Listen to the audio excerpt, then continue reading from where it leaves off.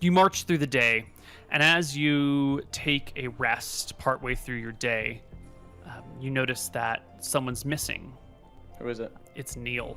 Neal! Wait, this was during when we were sleeping? Like when we wake up the next morning we check? No, this is during the day. Like you're marching, and then when you go to take a rest, you do a head count. The head count comes back wrong. I imagine that as we're marching, there must be like people that keep eyes on each other. Who are the last people to be marching near Neal? Neal was in the back with He's with me. Imric He's with fucking Teresa. and Teresa and Paula. Shit.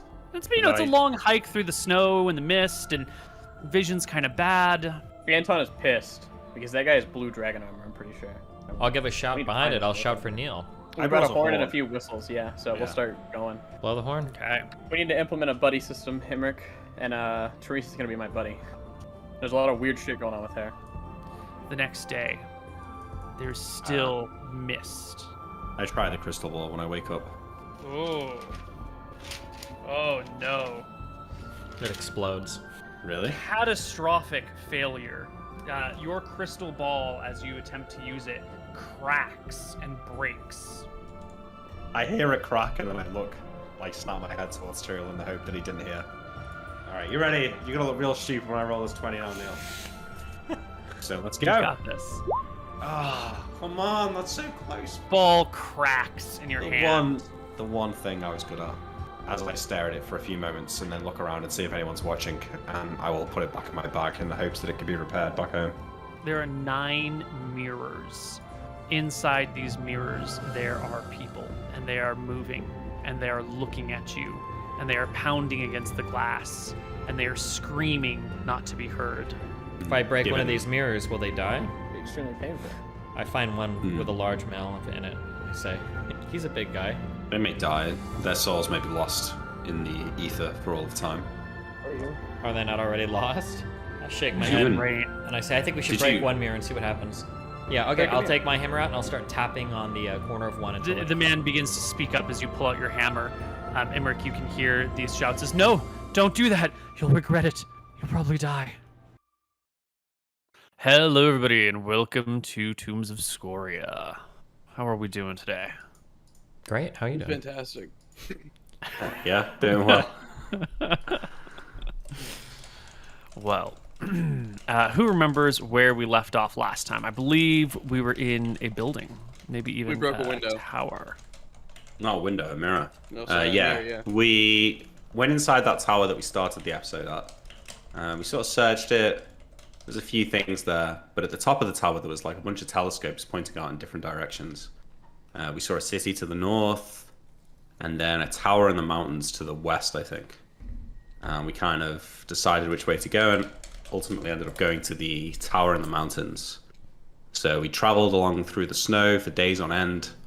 Eventually, we lost Neal, my knight, and as if it couldn't get any worse, upon using the crystal ball to find him, a magical burst of energy smashed the crystal ball, so that's lost.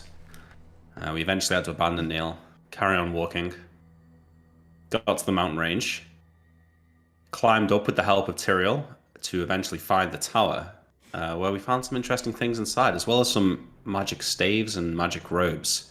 We found the spirit or the ghost or the embodiment of someone in a parallel universe or something there that we kind of spoke with a little bit, learned a bit of the lore. And then in one room there was like 8 mirrors, Neal, with people trapped behind them.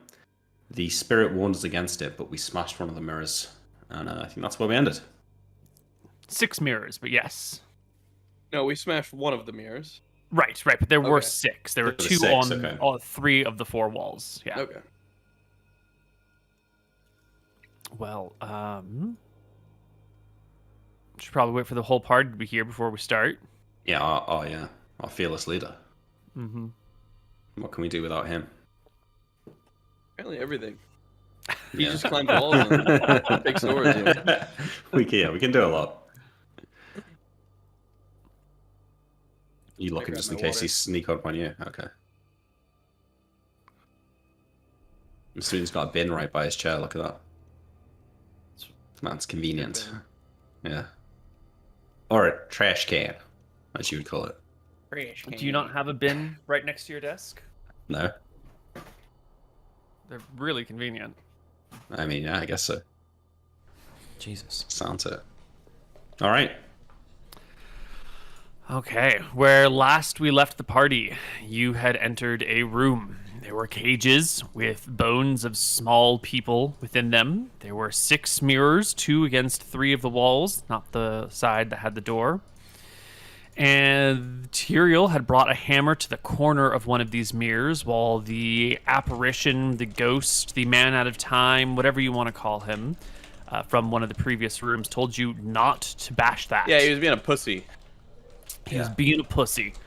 And so Tyrael tapped on a mirror. Would you like to tell me which of the 6 mirrors in this room you tapped on? Wait, we rolled for that. Yeah, we did.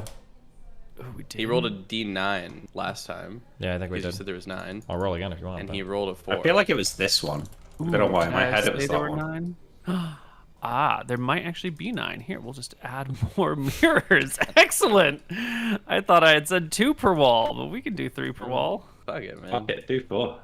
They won't Can't- fit 4 per yeah, you wall, can't fit 4. unfortunately. Yeah. Oh, wow, this is great.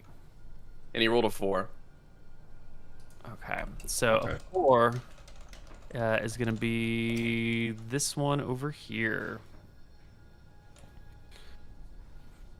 Okay, hold on, I'm going to do this slightly differently on I guess I'm in the room as well.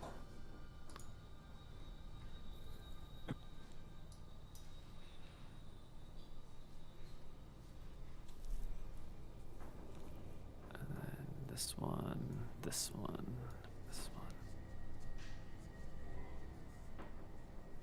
Right? 4, and then 1, 3. Yeah, that's perfect. So you tap on that section of wall, or that section of mirror, and the mirror shatters and breaks. And coming out from the mirror is a, not really, sort of like appearing directly in front of you, which is going to necessitate you guys getting pushed backwards, because now there's a new creature appearing before you, is a... Can you make his health bar blue? Yeah. Because we don't really know, you know. Yeah. Don't know. Wait, how do you know what color his health bar is? Wait, what? It's red. How do you know it's not green? Because the ones look different right You're red-green colorblind, and he just differentiates between red and green. Oh my god! Wait, what are the coronavirus cures colorblindness? now. You're dumb. Oh my god, he is sick, boys. What the fuck is happening? A man appears before you. He has long robes and a large hammer in his hands. He doesn't look anything at all like the person that was in the mirror a moment ago. He looks completely interesting. different and totally changed. Emmerich has tongues on. How long does tongues last? Yeah, I was talking to the guy for a while, but Yes. And the being before you lifts the hands high, hammer in one hand, other hand free, and chortles, I'm finally free. Can I on a good side. as I see him enter the room in front of me, in the space in front of me, as I tap my hammer, does he project a good or an evil alignment?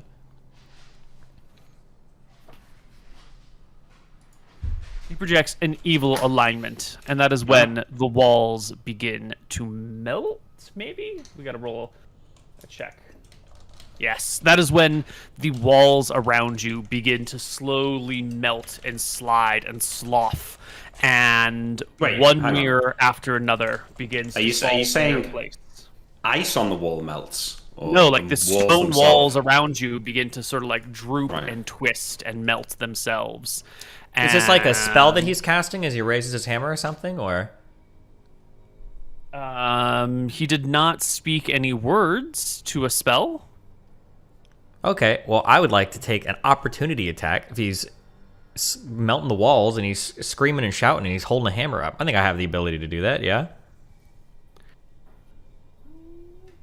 I would say it's not an opportunity attack. He has not done anything that provokes an opportunity attack. You can say you want to roll into initiative, but there's no OA that is granted by. Anton would have had a actions. ready to attack for whoever the fuck came out if they started doing some crazy shit. So maybe Tyrael can't have an opportunity attack, but can Anton use his ready to attack then? I think if Anton had said he was standing ready to attack whatever came out, that would make sense. But last time you guys all seemed pretty fucking chill about this. And there was no one declaring ready attacks until after the fact. Okay, sounds good. But the walls begin to melt, and the mirrors begin to fall off the melting walls towards the ground. Oh, wait. my Try initiative, and, by the way. hang on. The mirrors next to me, I want to try and grab them and, like, stop them from smashing against the floor. Okay, that'll be your action for the round. You can grab 2 mirrors, one with each hand, and, like, push them against the wall. Yeah. Pretty good. Yeah. The remaining mirrors will all break, though. Now, what type of glass is this? Because it's old-timey sake.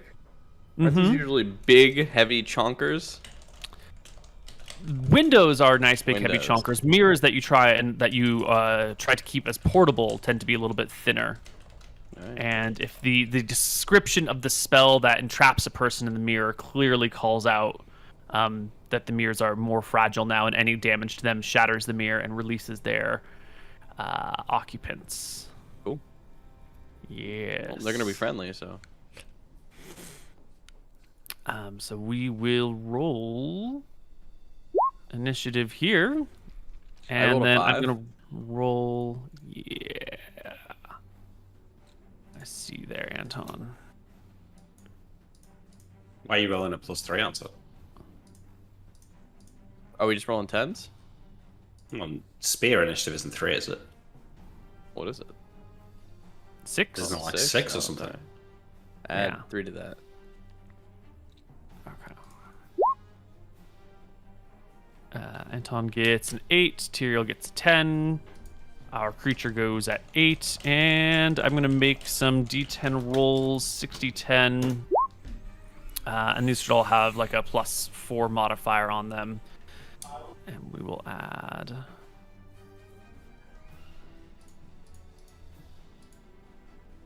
We will add turns.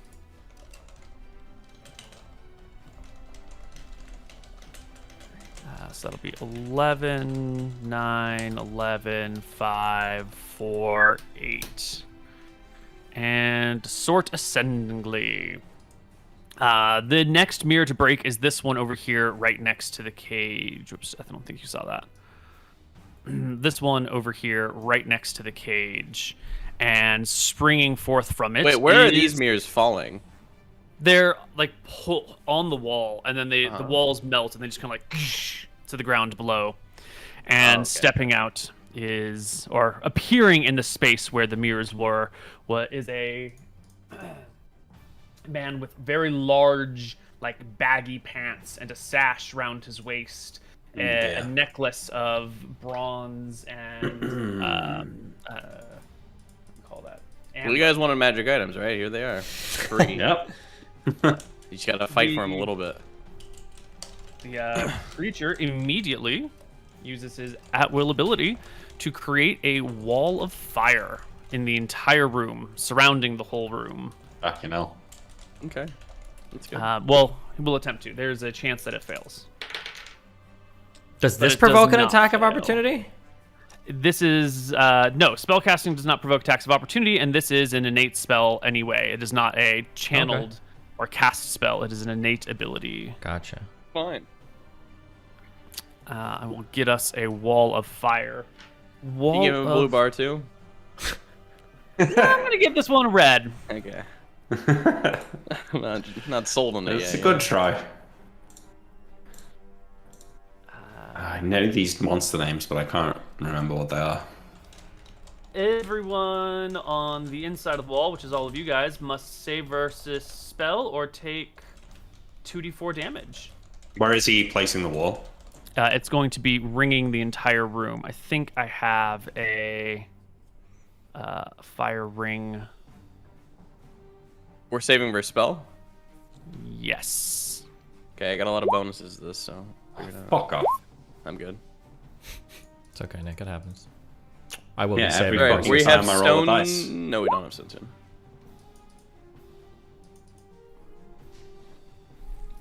Make it a little bigger. Yeah. So this affects everybody inside of it, not just people who interact with it, or? Yes, it produces heat radiating inward, affecting all creatures within it, except for the person who created it, who is immune to it. Right, so this one over here, his friend over here. Well, friend is a strong word. Roll a saving throw.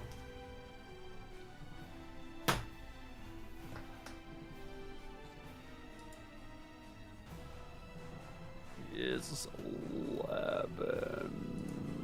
8 is a pass for him, so he will take half as well. He will take all of you who have passed take half of this. All of you who have failed take the full. So we'll do -2 over here. And the do I take 2 or do I take 3? 2. You half rounded down. Thank you. 2? Yeah. Okay. The next creature will slide off of the mirror in front of you, in between these two, and appear right here. Oof, it's getting crowded in this room. It is. How does this wall of fire thing work? Is this persistent damage? Are they all gonna have to roll to save when they come out? Everyone who It's, enters the room on their turn, this one will take the full damage. What's the visibility like through the fire?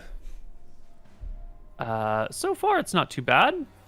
I feel like if I was to be through the door, run through the fire, I could like pick targets out with my bow. If the fire isn't going to affect your arrow, then yeah, that should be fine. You should be able to shoot into it. Could be Excellent. spellcast in time though. I need to take my armor off. Oh. This one appears and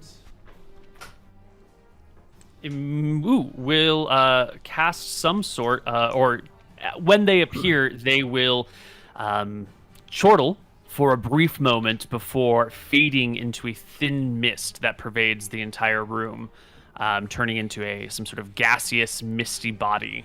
And Imric will go. Now, you were going to come up and hold these mirrors, but the ring of fire now sort of encompasses them. So if you want to hold them, you're going to have to put your arms into the fire. But I can still guaranteed prop them up, or do I feel like the fire's going to smash the glass anyway? Well, fire usually doesn't break glass. Rapid heating and cooling does, but fire in and of itself doesn't. I mean, I'm already in the fire. Am I really taking more damage just to put my hands in? That's true. I didn't say you were taking more damage. I said, do you want to put your hands in the fire? Oh.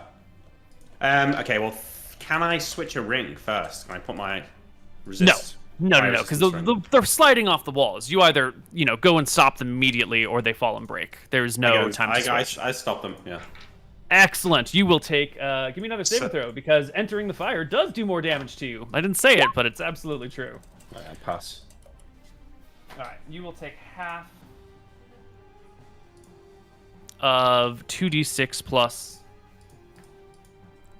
10. You will take 8 points of damage, but you do prevent the mirrors from slipping any further. Every round that you stay like this, you will invoke or inflict more damage to yourself. Wait, hang on. Don't change the terms now. They're safe. They're propped up against the wall. I don't need to hold them, right? The walls are melting, and so you said... Why don't you tell me what you mean by prop up? Because maybe we're misinterpreting here. I felt like I could just, they're falling. I could grab them and place them down and then leave them. I didn't think I was going to have to hold, spend them. No, that's fine, yeah. Push them and let them slowly slide to the bottom. Yeah. No problem. I thought you wanted them to, stay up off the ground. No. Cool. Excellent. The creature over here that initially burst forth seems pretty pleased with himself.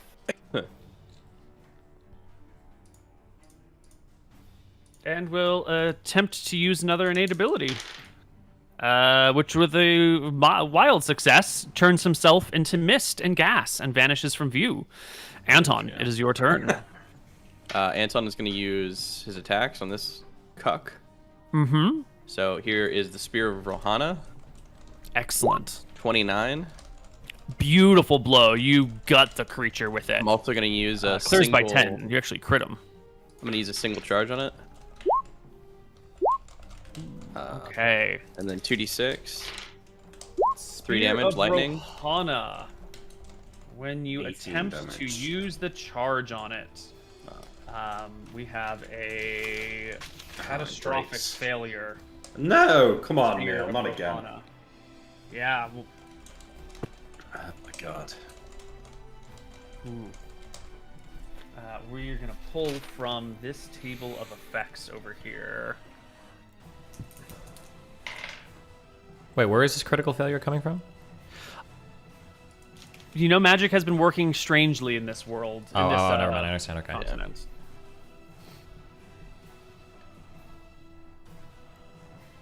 The catastrophic failure is a backfiring of the effect. It comes not out the front, but back towards you. You still do all of your normal melee damage, which is 9 and 6 is 15. But the 2d6 damage you take yourself, and any of the stun chances that come along with it, you suffer as well. I have ring of reaction. Wouldn't matter. All right, you're fine. Can I do another attack though? With your offhand, yes. Okay. Here is Blood Singer. Crits on a 16. Mm-hmm. 19 damage. Will sorry, 19 will hit. Hit. Yes. Another 10. Pierce the red-skinned creature who doubles over in pain. Ugh. All of everybody that came out was projecting an evil alignment. Yeah.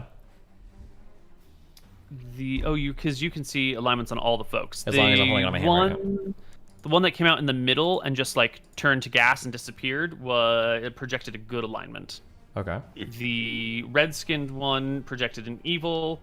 The first one who melted the walls projected evil, and this one that is appearing now from the corner over here is projecting a neutral alignment. Gotcha. Okay, and then just as a heads up, sorry, I think it only tells me if they're projecting good or evil. So if they're projecting a neutral or no alignment, I don't think I can discern between those two things. But yeah. Right. Yep. Okay. Okay. And this one will create, and with another innate spell, will cast Wall of Fog, obscuring all sight in this room to 2 feet, effectively making it impossible to find your enemies unless you are right on top of them. My Ultravision should work against that, right? Does Ultravision pierce normal? I Does think it pierce appears fog? as magical fog. Let me put it in the chat. I think we did talk about this last time. Moonlight, starlight. Magical darkness, fog, or smoke is less effective than normal against the character. Okay, so instead of seeing 2 feet, well, why don't we say you can see 10 feet, which gives you full cover of the room. And we're going to say for future types of castings like this that we can be overlapping effects that seems like they would consume each other.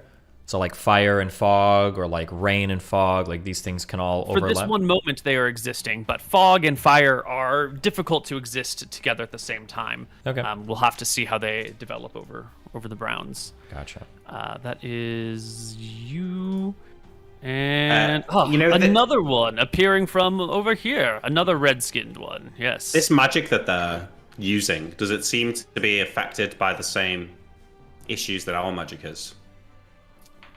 How would you know if it was being affected the same way? Well, I don't know. I'd need to know the signs when I was casting my own spells. Yeah. But if there is some sort of audible or visual or olfactory or something when I cast my own spells, maybe I can pick up on it with them as well. For your own spells, it's just been they fail to work, or they backfire, or they lock in place, or there hasn't been like an accompanying sound effect. Okay. This other one will appear over there. See the situation in hand, but not really a lot of people. And move. I guess we'll end up bumping sort of into Tyrael as the creature moves about, and will take his turn and make an ordinary melee attack against you.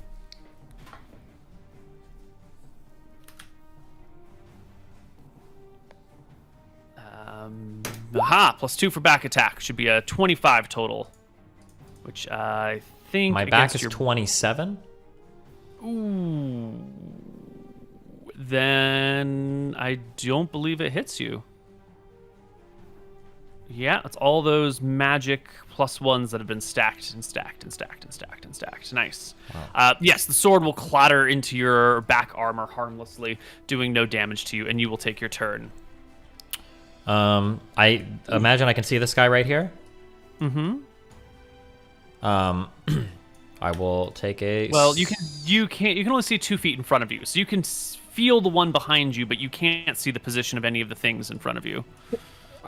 Okay, I mean, I imagine I saw him like we're kind of locked to a grid. You saw right him now, literally seconds ago. Yeah, I saw him you like know that seconds he ago. was We're in a there. small room. I can step forward like 1 or 2 steps and then see him, right? You're aware of the creature's presence. Okay. Well, I'd like to step close enough to take a melee attack at him. Yeah. Yeah, Okay. you can push through the fog and find him. 28. Keep in mind you're dual wielding, but yeah. 28 will hit. It'll clear by 10. Wait, what is dual wielding affecting me here? You just get another attack with your offhand. Oh, Different yeah. weapon. Okay. Yep. Okay. Do I roll more damage or is that good? You cleared by 10. Roll double damage, please. Another 1d8 then of damage, I believe. Yeah. 12. Nice. And then I will take a second swing with my other sword. 29. 29 will hit and clear by 10 as well. Another 2d8 plus 5. So- 20 damage. First Nice detected 12, and this one does 20, so that's 32 damage. Does not entirely kill, but does a shit ton of damage to the creature. Okay. And then also, I don't know if the map is intentionally set up, but we're kind of locked on a grid right now. It's making it weird to move around in here. Yeah, I can remove the grid. Wait, are these creatures large? They're not, are they? No, they're medium, Okay. Sorry. just like you. Thank you, Koibu. All right. The next one appears, wields a hammer as well. Fringe. Is this not the same one as before? Nope, it's another one like it, though. How do I know? He Well, disappeared, right? it's your character might not know, but you as a player can tell because it's the same turn and he's going again. Right, okay.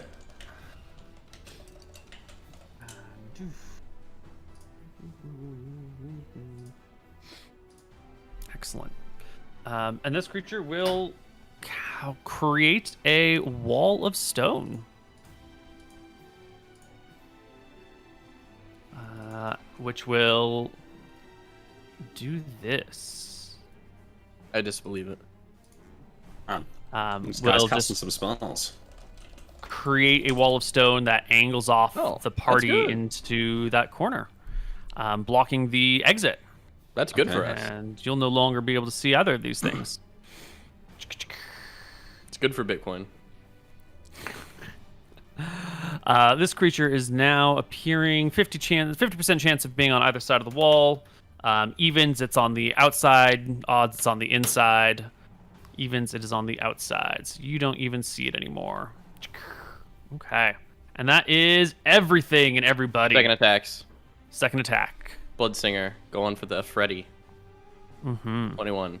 21. 21 hits. 9.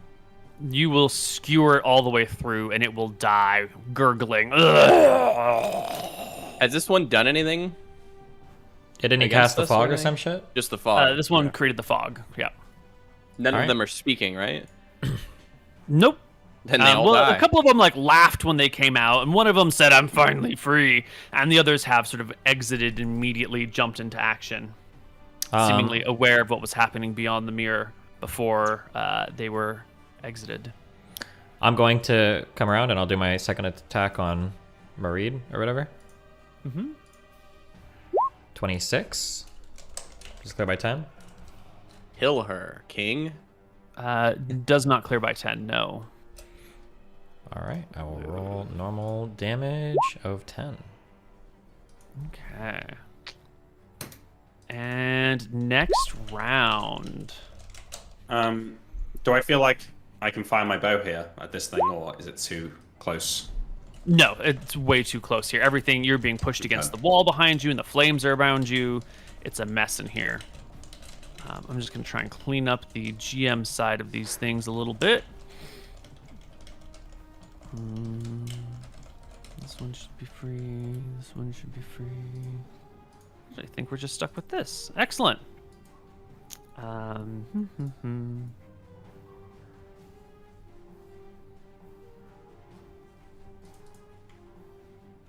be really hot here with all this cold weather gear on as well.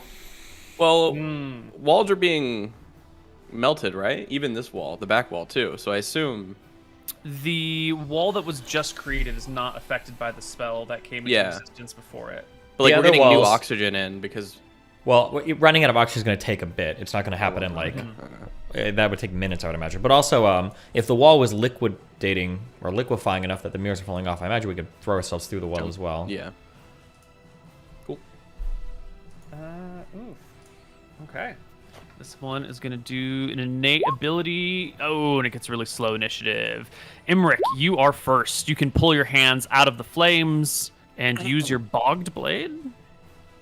Yeah, I can't remember who named it. Someone in Patreon. I draw my sword and attack Married It's the first here. time. It's been a while, but I used it in the Necromancer's Keep. 23. Nice hit. Lands solidly against the creature's belly, 8 damage. ripping it for 8. None of these are direct flanks, but are we getting at least a +1 to attack here? I find it hard to imagine this creature could like maintain. Well, she can't back out. She can't move because of the fire, right? I think everyone is in a bit of a situation where when you are like at normal fencing distance with your enemy, you can't even see them. So everyone is making awkward attacks through the fog, getting uncomfortably close before they strike, and everyone is being sort of uncomfortably, seeing things protrude in towards them. Plus the fire and the smoke. I think it's a mess, and all the bonuses and penalties are going to wash for flanking and that sort of stuff. Okay. It is a catastrophe, but it is your turn, Tyrael. Cool. Well, in that case, I'm gonna go ahead and take a big ol' swing with my Moonblade. 30. Excellent. Does this clear by That 10? is a critical hit. It clears by 10. Also, Imric, give me another save or take the Ring of Fire damage. That might be a pass, in fact. It is a pass. Excellent. So you will take half of this. 14 damage to Marid. Marid? I'm not sure about the pronunciation. Second attack, offhand, Tyrael? Is that you show the damage? Is that already it? Yeah, he just showed up. Okay. Yeah. Swing with Harbinger then. Not a clear by 10, or does? Not a clear by 10, but it is a hit. All right. 1d8 plus 5. And you will all but sever the creature's neck from its body. On its turn, it will vanish from sight. But you'll still hear its voice. Anton, you've got tongues cast, so you can understand its language. I do not. You do not. It's me. I do. Imric, you've got tongues cast. You can understand its language. The creature is mocking you. Who do you three think you are? Now that I'm free, you think you can subjugate me? I will not be your servant. Not now. Not ever. Okay. And Anton, take your turn. I mean, do I hear any? I hear words. There's the roaring of the fire. There's people bumping into shit. I'm gonna walk up here and I'm gonna take a stab forward. Hey, Towards did where that it guy was. not take... Should Steven and the demon not take fire damage this round? Yes, everyone who has a turn should take fire damage. There was my wailing stabs. The demon was on low health, mate. It might kill it. That is true. They were also in the fire, but Okay, wow. So that one does that. You rolled a 22, -4 because you can't see your target, becomes an 18. You do not hit anything, although had you hit, that would have been a great attack. Might not even be in that square anymore. Might not even be on this plane of existence anymore. Steven, you will take half of this. You'll take 3. Mooton, give me that saving throw versus spell. shouldn't we all be taking the same? Yeah, you normally. Well, would. now we're all on different rounds, and so I was Okay. just rolling damage Okay. for each person as their turn came up. I don't think that's a pass. Okay, you will No, take stop. 6 then. Well, initiative order. You are now in a room with fire and mist and a stone wall blocking out your exit. Does the stone wall go to the roof? Yes, with your ultravision, you can see that it does go to the flush Is with there the any ceiling, gaps? flush with the floor. Well, how melted are the walls? walls right now? Yeah. The walls, well, they're hard to see because they're on the other side of all these flames, and you're kind of having to like guard your face against the fires here. They are actually, ooh, it's a fun little interaction here.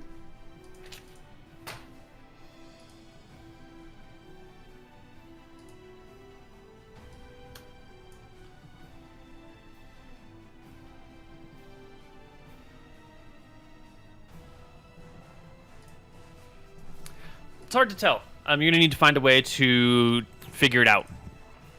Passive observation is not enough to understand what's the details.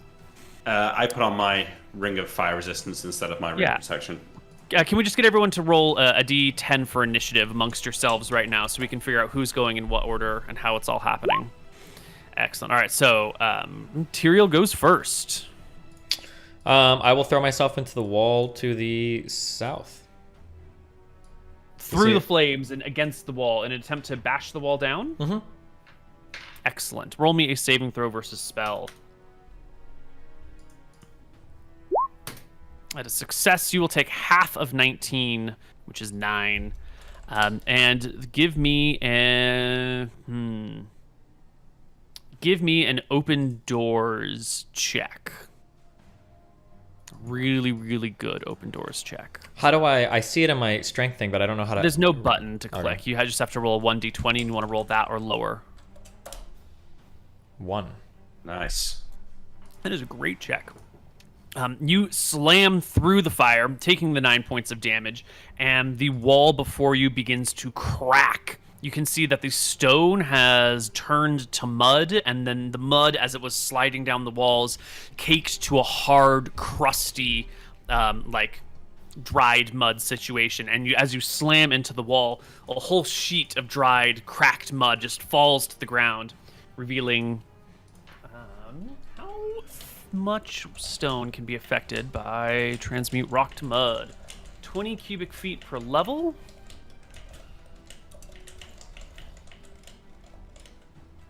This thing is cast at 18th level. 20 times 18 is 360 cubic feet. That is more than enough to affect the depth of the room.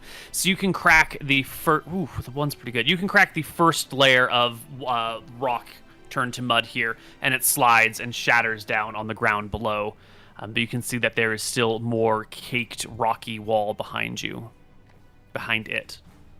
Anton. No. So I rolled a good open doors check. Can I roll a strength check to see how much I remove or no? I'm a pretty beefy guy. I got a belt of strength and everything. You got 17 strength. The walls here are about, what is this, like 1.5 feet thick. So I was going to give you a full half of the thickness of that. A good... It's 1.5 feet thick of wood? Just all no, it's stone. solid? I just grabbed the tokens that I could get. It's stone walls. Oh, okay.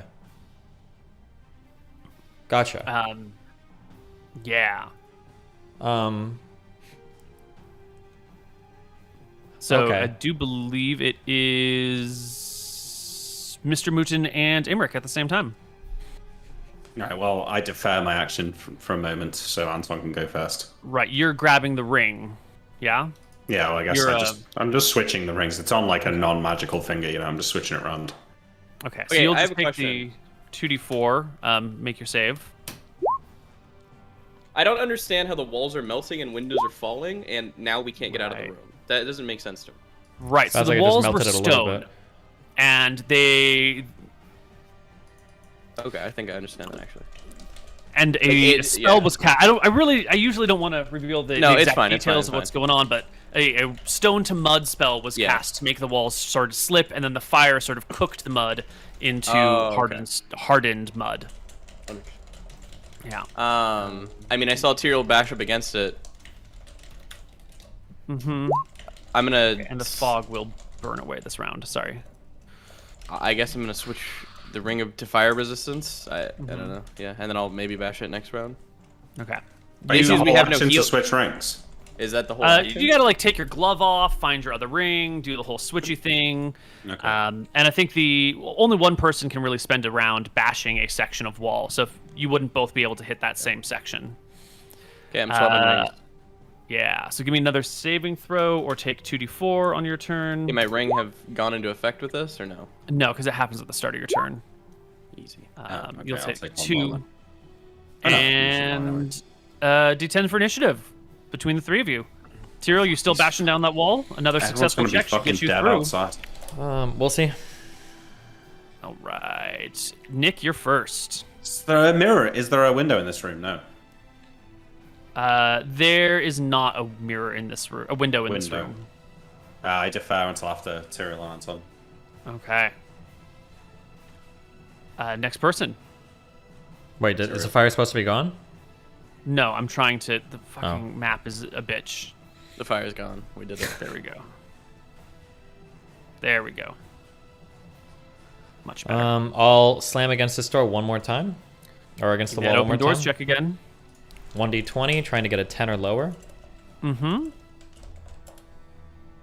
18. Oof. No, but you will take the damage. 2d6 plus 10. Pass your save for half. You Maybe. My ring I of doubt protection it, gives but- me 2 more, I think, right?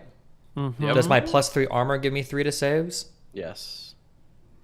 That brings me 5 to more. 2 9. plus That's 3. what you need. Okay. Pass, yeah. Yeah. We only fail spell saves on a 1, 2, or 3. Right. So you take half of that. You take another 9, and it becomes Anton's turn.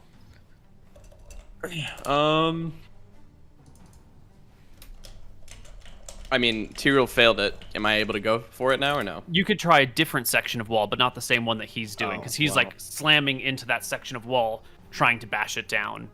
Yeah, well, am seeing the guy who's the strongest is trying to do that section of wall, and he's failing. I don't think anything's going to happen if I go and slam another section of wall, so... So I'll hang out, attempt to stay away from the cast flames. Cure Moderate Wounds on him. Yeah, it doesn't even come to mind. Does not work. Yeah, no magic. I drink a potion of healing. Excellent. Your potion of healing fully works. Great. And Anton, give me a saving throw for spell or take 2d4. I also have my fire ring on at this point. It reduces the damage die by 2, so I'm pretty sure it's only ever going to be 1 or 2 damage. Okay, well then you'll just take the 1 point of damage.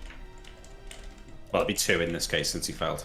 Yeah. Yeah, but if it reduces the damage die by 2, then it would be a 1 and a... To a minimum of 1, though.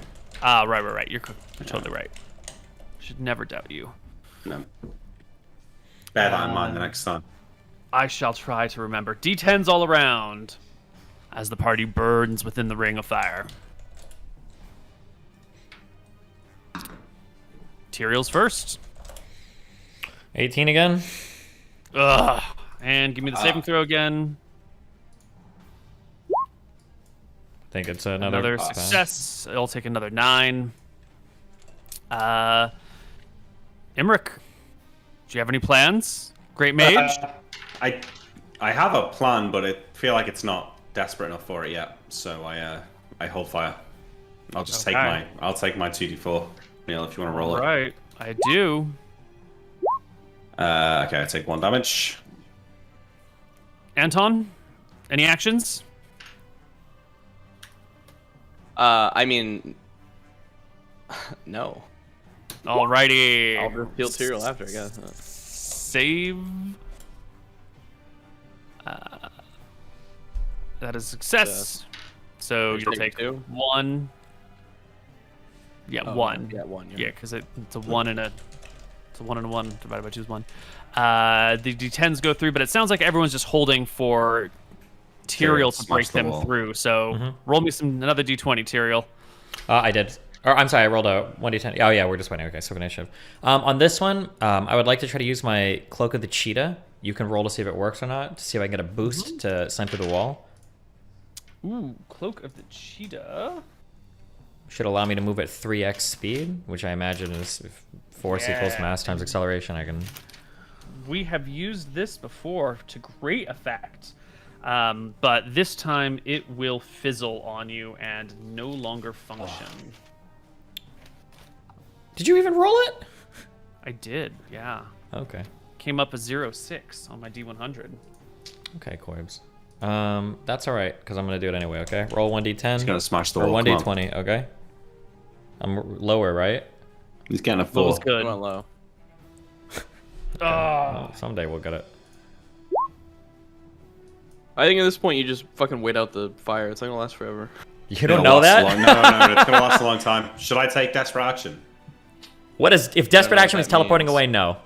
No, it's like using one of my polymorph potions to try and turn into something massive to smash the wall. Oh. Oh, that would have been a really good thing to do 50 HP ago. Well, I've only got two of them though, so I don't want to waste them. Are we saving them for the next campaign? Sorry, give me... I need the damage, Koibu Koibu. off the wall. You doing it this round, Nick? Koibu, I need damage from you. No. Well, let's see if he takes the full damage. Right. 2d6 plus 10 for bashing damage. Another 9 if you Nick, fail. please use your shit. I already... Or pass. I already passed Oh, it. you already passed. Yeah, okay, nice. Yeah, another 9. All right, fine. I drink a potion of polymorph self. What large creature do you turn into? Like a rhino or something like that. Will that fit in here? Will they get crushed to death? They won't get crushed to death. They'll just get pushed into the flames. Tyriel's already been in the flames, so he won't take any additional damage, but it will shove Anton into the fire. And you're going to have to go into the fire anyway to push down these things, so it's a mess. It's just Anton then, yeah. He'll be all right. You can take the damage. You become Big Rhino if the potion works, which it does without problem. Yeah. So you quaff the potion, you become a rhino. Anton, did you already pass your save this round? Yeah, he did. Yeah, I know. So you will take half of this minus the damage that you already took. So 8 minus, I think you took 2. Yeah, but I was supposed to Round. take a certain amount, right? I feel like if he's I think already you- taken some fire more. damage, it should be subtracted from this. Like, to get hit by Yeah, it that's what twice. I'm saying. and Yeah. Oh, yeah, okay, Yeah. okay. Yeah. He should take 6 instead of 8 right now. And Nick, you are now the size of a rhino. Give me an open doors check as you try to bash down a wall. Okay, is it really open doors? I mean, because my strength doesn't change, so you're telling me that I have no extra ability to break through the wall like this? No, you're a rhino. You're a fucking rhinoceros. I'm gonna find an appropriate role for you. Okay, well, I actually passed my own open doors check, so... Oh, Wait, what is your own Well. open doors check? 6. No. Wait, what is your normal... Oh, it is 6. Yeah. Okay. smashed so through you that. will smash through the wall here, allowing your companions to come through. You will also have to take the 2d6 plus 10, save for half. Okay, but wait, dice rolls get... Might want to actually look up the rules for the Ring of Fire Resistance here, just to make sure we're getting this right. Because it The has been a dice while rolls are since- reduced by 2. Yeah. But so there that might would be something else to it as well. I can't exactly remember, so I just want to look it up. I'm You pretty know sure where that was it it. is. It was just Where the it damage is. dice reduced by 2. Is it? Okay. Fine. That's We what I can remember just being do that told, yeah. out. I mean, you're getting HP back anyways when this ends. Right? Instantly immune to the effects of normal fires, torches, flaming oil, bonfires, or a wall of fire spell will cause 10 hit points of damage per round if the wearer is directly within the conflagration. It actually specifically says that. Wow.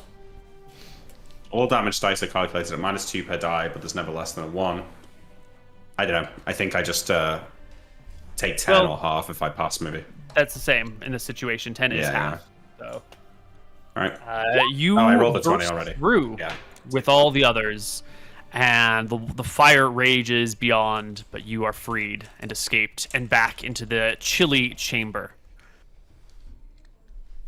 Do we see any demons around? Or genies or whatever?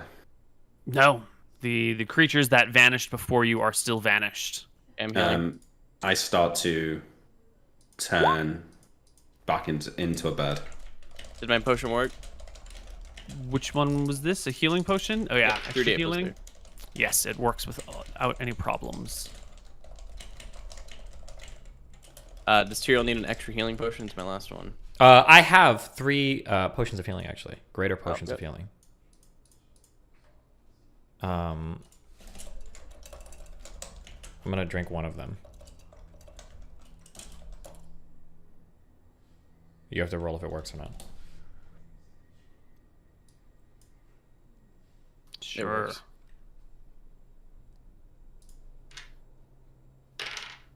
It does work. Thanks. Back to 60, not bad. Anton remark, guess we're not touching anything here ever again. I'm not talking because I'm turning straight into a bird, but you know, you might think, I wonder if all those genies are killing all our friends outside, which is what I'm thinking about. So I'm turning really into a our bird friends. and flying out of the tower, down the staircase as fast as possible. Can you just fly out the window? I don't know, is there a window? Doesn't Well, look like there might is. not be a window, Purple. but the wall was melted a little bit at the top, probably. Maybe. You can circle down and out and not go back into the flames until you are outside of the tower. What do I see? Not much, just the same snowy everything. Your companions are down the mountain and in the woods, well below you. I Right, do yeah. believe it is a misty day today, so you can't see much anywhere, really. I circle around the tower, I don't see any demons. You see no demons. Okay, I'm gonna fly, I fly back in. Feel winds, though. Despite it Yeah. being sort of a still, misty day, there are sort of like these blowing gusts of air all around you. If I have to, I'll turn into a bigger bird, but I'm gonna make my way back to here, basically, and turn into myself. No problem. I'm not sure how long the potion version of Polymorph Self lasts. Is it just as the spell? So it lasts a few hours? Because there is actually a potion of Polymorph Self, I believe. Yeah, and it will have... I think the normal duration for a potion is 5d4 turns or rounds? It's 5d4 somethings. Polymorph Self. Just as it duplicates the effect of the spell. So I Then think... it should have its normal potion duration. And we've been doing potions cast at the level of the caster or not? Is it... Potion, it'll last for 1d4 plus 4 turns. And potions are made at, I think, the minimum level of the spell. Wait, so does or it one it level lasts higher. it lasts shorter then, not the same time as the spell? Right, because potion duration is different than spell duration, and the default potion duration is 1d4 plus 4 turns. Okay. I sure hope that good demon comes and helps us. I worry that we've just released these things into the world. At least they won't be able to make it back to Druckus. These aren't that big of a deal. I shrug. I say, I'm sure there have been some adventurers across the lands that have released great evils into the world unknowingly before. I'm sure they have. These aren't even that great of evil. Pretty shit. True. I guess I will drink a... Oh!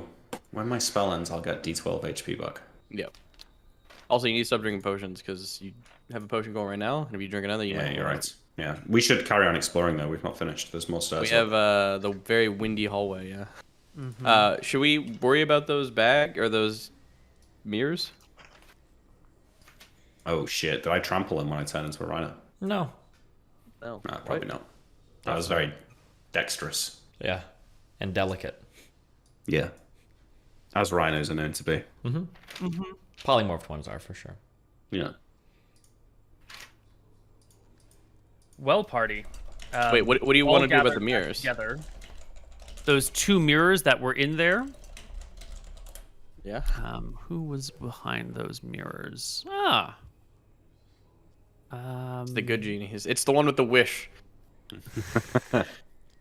You don't see them. You can look into the ring of fire, and you'll notice that the ring of fire actually only produces heat on one side. So from the side that you're on, it doesn't. You can get all the way up to the actual fire itself, and without feeling any pain, any sense of heat coming off of it.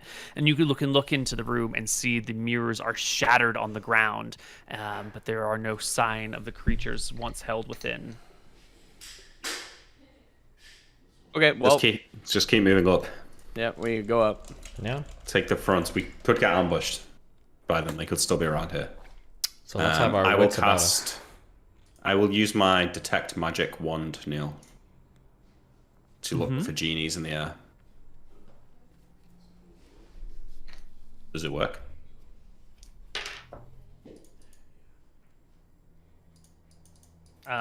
You flick the wand, and it does not seem to have any effect. When we killed that one guy, did he drop anything, or did he just like die and disappear, or what? The body of the creature is still in there, the slain one. Did he have a hammer on I him? Was that the one he killed? No, it was the Joker. No, gun. he was wielding a sword, which is a scimitar, which you can see on the other side of the flames, still within the room. You'd have to pass through the flame wall again, taking the damage to get through to it. Do we want to get Spell that will be later? finished eventually. Yeah, we'll get it later. Okay. Yeah, I thought All right, we're going, go. Koibu. We keep going. Tyrael, use the ring so you can maybe see these things if they're laying an ambush. Have I for used us. the Ring of Seeing once today, or was that? Did I give that to somebody else to use? I don't remember. I think Anton's been using it first usually. Okay.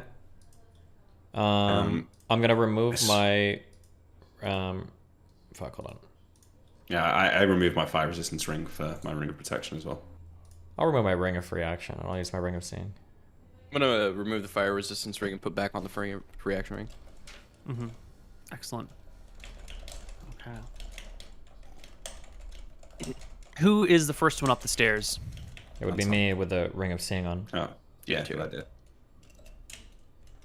You go up the stairs into the top room, which is just a If I'm- square room. Before we go up here, I guess if I'm gonna wear the Ring of Seeing and activate it, can I look through the flames and see does that scimitar look magical?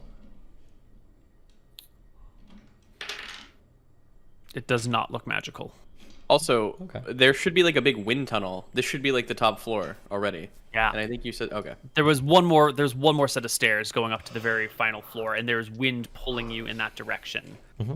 Your cloak sort of not billows around you, but pulls forward in the direction you are walking as you go up these stairs. The very top room is square in nature, and at the center of the room there is a black ball of void with no color, no nothing, and it's just sucking in all the air from all the way around you. Your hair flicks in front of your face, your cloak pulls forward, wrapping around one of your sides. The pressure of the pull is so strong that even your scabbard sort of like leans forward slightly against it. I will pull out an arrow, like a normal arrow. And I want just like, I'll Okay, put my if- hand to if- Emmerich. if it's We're not touching shit anymore. Let's just go. Well, we should see what's going on with this, right? Is this where the wind tunnel downstairs is coming from? Was this Yeah. was from the, okay, yeah. I give my left arm to Anton or Tyrael to like hold it, and I will reach forward with the tip of the arrow, Neal. I just want to put just the head of it in the maybe sphere of annihilation. So you want to get close enough to this thing that you Okay. can poke it with a stick. That's what he If- said, yes. If as I'm getting close enough to do it, I feel like I'm going to lose my footing and get pulled into the thing, then I will stop. But if I feel I can get close enough to reach out and do it, then How well educated are we? Very. Where'd you get in? Where are we at with mathematics? I poke my brother and I say, remember those boring math lessons where we learned about the inverse square law? It's possible that if you get even slightly closer to this black hole or whatever this is, this sphere, that you're going to get sucked in way quicker than you think. Perhaps it's best to just toss something at it and see if it comes back. well, I want to throw something in and pull it back out and see if half the arrow is missing. Okay, but if you walk much closer to this thing, then the force might be too great for you to resist. Okay, if you got a Wanna do rope, it, Tyrael? you got a rope. We should Yeah, we have rope. tons of rope on Yeah, us. okay, let's do that then. We'll hold a bit of rope and throw that in. You toss the rope. It pulls straight and taut into the void in the middle. And using your strength, you can yoink it out. Sure enough, all the rope that entered into the center of the void is gone. Well, well, well. I wonder if our misty friends got dragged up here. They be may good for already be us. dead. Yeah. Well, this has been a huge waste of time. Nothing here. Well, except for those robes and staffs, I suppose. But this doesn't look like what we were looking for. We should But we know where to go Yes. now. we should leave. We should make use of this polymorph potion and fly back down the cliffs to our friends. Yeah, I agree. Let's do it. So we'll walk out the tower and I'll Pegasus as usual and fly them down. You fly down. The party is in the forest below on this misty day, and I think with the amount of time you have left over, you can run into the party without too much problem. Does the one guy have Identify? Lord Khan? Yeah, but he's not going to be Yeah. able to cast out here. You need like a clean, undisturbed room Yeah. and 24 hours of time. Yeah, you're not going to be able to realistically identify these things unless you come across some sort of sanctuary until you're back home. Oh, by the way, what happened to the apparition? What was he doing after we escaped the fire? It just wasn't there anymore. He was gone. I guess he got pulled in as well. Good. Fuck him. Yeah. So I will land us back down and like turn into myself, and then I'll go to join like my group of people, and I'll say, "Did you guys see anything strange coming from the tower?" Hold on.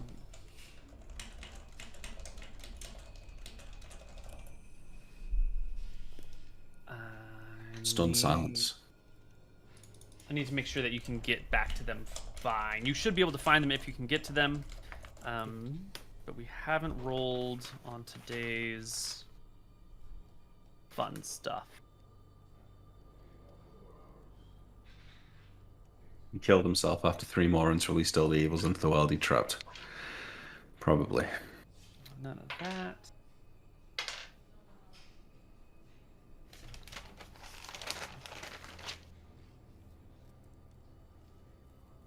And none of that. Perfect. Okay. You can get back to your friends. And what did you ask of them? You guys see anything strange coming from the tower in the last sort of 10 or 15 minutes? Only a giant Pegasus. Yeah. Well, it seems we've been... this isn't what we were looking for. We came across some items that may prove useful once we get back home, but for now, our search continues. I believe we are heading northeast to the city to the that town? we can see. Yeah. City? That's right, guys. Now, just to recap, there was a bit of confusion because the guy said that the Ion Stones were to the north. He said Saladin Keep was to the northeast, but then he pointed to the southwest. Right, Neal? Yeah. That's correct. Yes. But he described the town that we saw. So I think we're going to go northeast. He pointed one way and he said the other. Yeah. But I think it was the other way around. I think he pointed northeast and He said pointed northeast and southwest. said southwest, yes. Okay, so maybe there's some sort of time, distance fuckery going on, but we should, I think, he pointed at the town, so that's where we'll go. Yeah. As long as we can on the ground keep it inside of a spyglass, we're not like walking through a weird extra dimensional space that's moving us in different areas or something, right? Yeah. When he pointed, I would like to have checked the compass, and I think then I can probably follow that direction on the compass towards the town. That way we don't have to go like east to the tower and then north. We can kind of just cut across the hypotenuse. Well, as soon as the fog lifts, the mist lifts, you should be able to see the mountain ranges, and hopefully you can find that spot where the two mountains come together. Yeah. All right. The party packs up their gear and heads out. You can make it beyond the edge of the forest before night falls. But the question is, do you want to venture out into the plain? Or do you want to spend the rest of this, what remains of the day, within the confines of the woods? How much time is left in the day? 3 hours? If they're already like buckled down here and they have a camp set, I would probably just chill here. Okay. You buckle down. You rest the night. Is the one woman still with us? Oh, yeah. She is. Okay. I'm going to roll that D12 she- for healing. You will find her by herself, sort of like off to the side of the camp. No one but Teresa seems to be interacting with her or talking to her in any way, shape, or form. Okay. Fuck Teresa. Based. All right. I'll ask Brain Gang. Anything happened while I was gone with Teresa? She's been speaking to the new woman. Pretty fucking weird, right? Well, I don't think they speak the same language, but they get by with pantomime. She's a cleric of Martha, after all. It's a good way to... It's a plausible position of great plausibility. Always out to help the weak and the sick and heal the injured. A mischievous person willing to hide behind such a symbol and not afraid of a goddess's wrath could do great harm posing as a cleric of Martha. Anton nods. Just keep an eye on her. And we're gonna do our buddy system again as we walk, I guess. Great. Let's roll for the next day. It is a cold and clear day. This next day.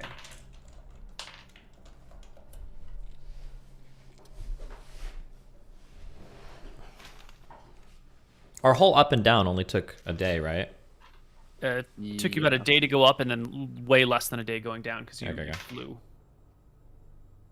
This does mean that well, I don't know what happens if you fuck up a polymorph spell, but seems like once it's cast, it works. So yeah, I think we've been going by that for everything. That once something is cast, the effect is What wait, did we do healing last night? That's right. True. 6 people get 1 hit point. Can you give me the screen with all the people? Yeah. Totally. I'm giving all 3 of us 1. So you can all add 1. I'm gonna give Montum 1. I'm gonna give Jack 1. And Lord Khan 1. And the person who's tending to all of these folks is Teresa, isn't it? Right. How do you feel about Teresa tending to your wounds? Doesn't that build some sort of trust? Couldn't she be, hurting you if she wanted to? This is her goddamn job, Koibu. Okay. Doesn't make her more trustworthy that she's doing her job. Absolutely not. Okay. I've not condemned Teresa yet, personally. Can I spend the night, Neal, looking at the 4 magic stuffs? I just want to mess around with them in my hands so they all look the same. No. Each one of them is different in make and shape. Plus they all seem to fit you pretty well. Like when you hold them up, they're all about, armpit or shoulder height. One of them is a little bit crooked. One of them is kind of straight. One of them has a small, it's a large gem, but it, about yay big. It's small for a staff on the top. They all have a little metal thing on the bottom. The woods are different colors. I'm just going to try a few things, okay? The one with the little light on it, the little gem on the top, yeah? I'm going to hold it and try and light the gem with magical light. I'm not casting a spell, I'm just trying to will it to happen. You are trying to will it to shed light. Yeah. It does shed light. Okay. I try and will it off. Yep. Okay. I will I'll go through all 4 of them and try and cast, I'll point it at a tree and cast Magic Missile from the staff into the tree.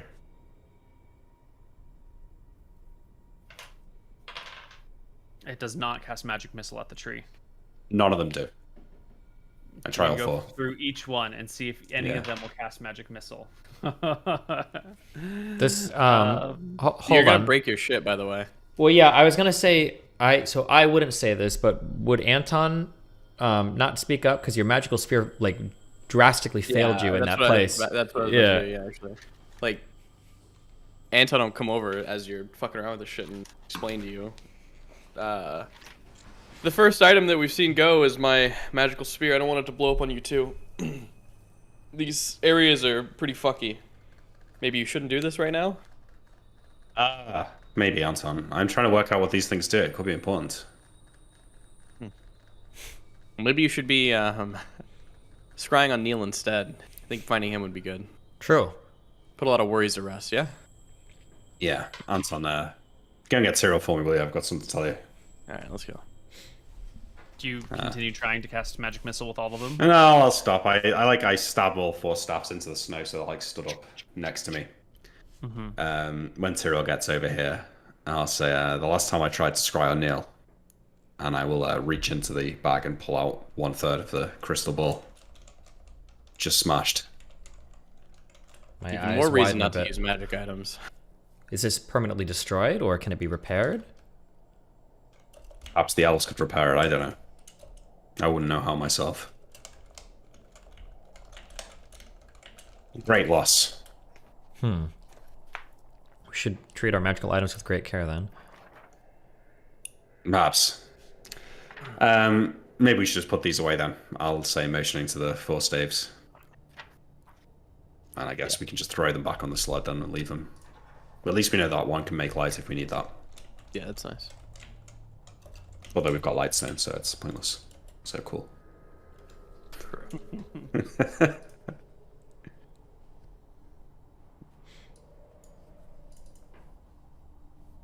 All right.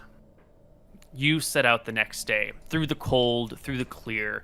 You can't see the town, but you can see the shape of the mountains, and you can see that narrow pass between them where the frozen river came out with the woods beyond and the town before, and you can make your way in that direction. And I think this is a great spot to have our first break. All right, we will be back. Hello, everybody, and welcome back to Tombs of Scoria. Our party, all together again now, all in line with their dogs, marches forward, ever forward, in the direction of the town you are looking for. Just to reiterate, stone skin on the three of us and ultravision on me. And then prying eyes. Did you do the 1 HP for 6 people, Lucas? I did. Okay. Yeah. You are casting Stone Skin on everyone. Stone skin on all three, ultravision on myself, and then prying eyes as well. And just having them circle me and look for dangers.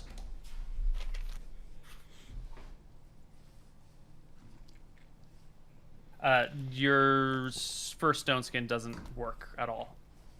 It just, Okay. You cast it, but it fizzles and fails. It is not trapped in your memory. Who did No, that sorry, fail on? I misread it. The Stone Skin fails. Yeah. It hard fails. If you're casting traps. Stone Skin and you're doing You're it on, locked. Okay. if You you're doing lock it, your Stone Skin charge on whoever.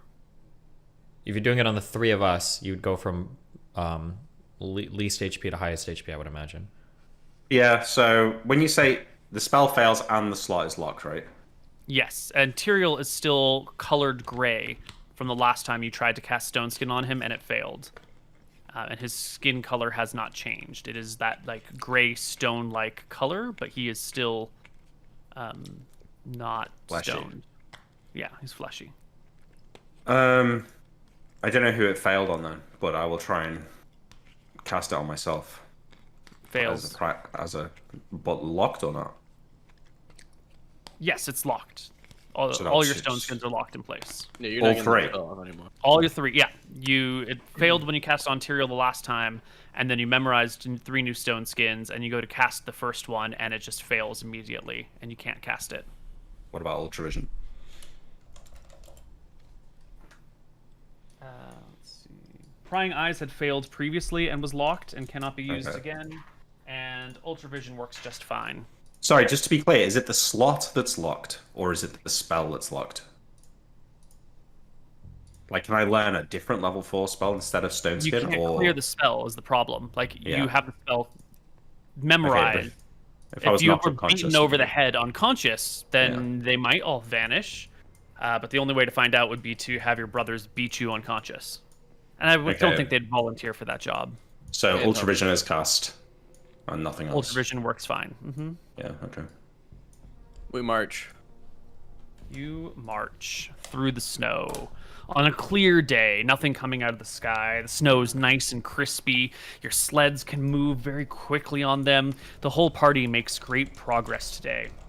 Until the man in front, who I believe is Tyrael, spots something with his spyglass. There is a the whole plain in front of you is like flat with snow, like perfectly flat, except for up in front of you, maybe a half mile, there seems to be like an odd mound that comes out of the snow, maybe like a hand, 2 hands high, maybe 8 inches at most. Is it Okay. moving? Is it? Yeah. What is it? No, it's not moving. It's just in a flat plane of snow, you see a very small protrusion of snow. It's odd. It might not be anything. It might just be like a bush that stuck out above the rest of the height of the snow now has snow over. It could be completely mundane, but I figured I should warn you about all the things that you might come across out here, even the ones that seem mundane. How far away is it?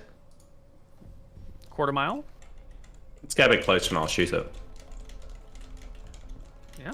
Party drives their sleds forward more and more until you are within bowshot range. Are you going to leave the back of the party and come up to the front? Yeah. All right, and you take your buddy with you.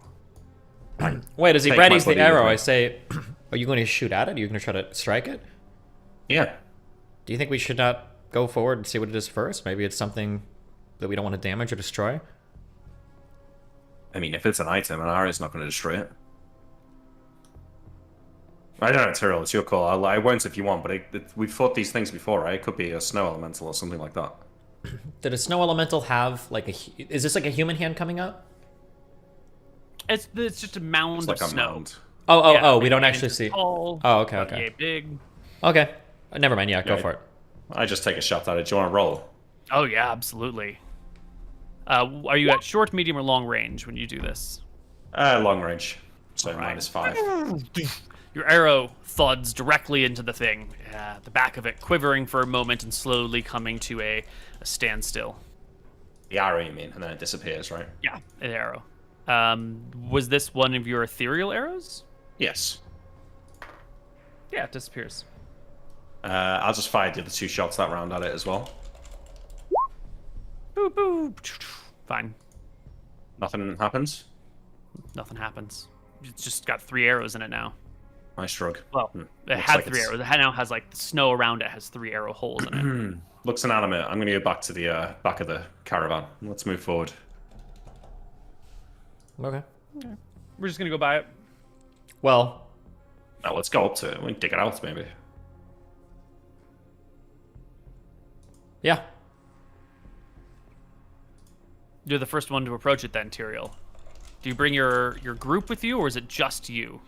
I'll bring the 3 brothers and their buddies.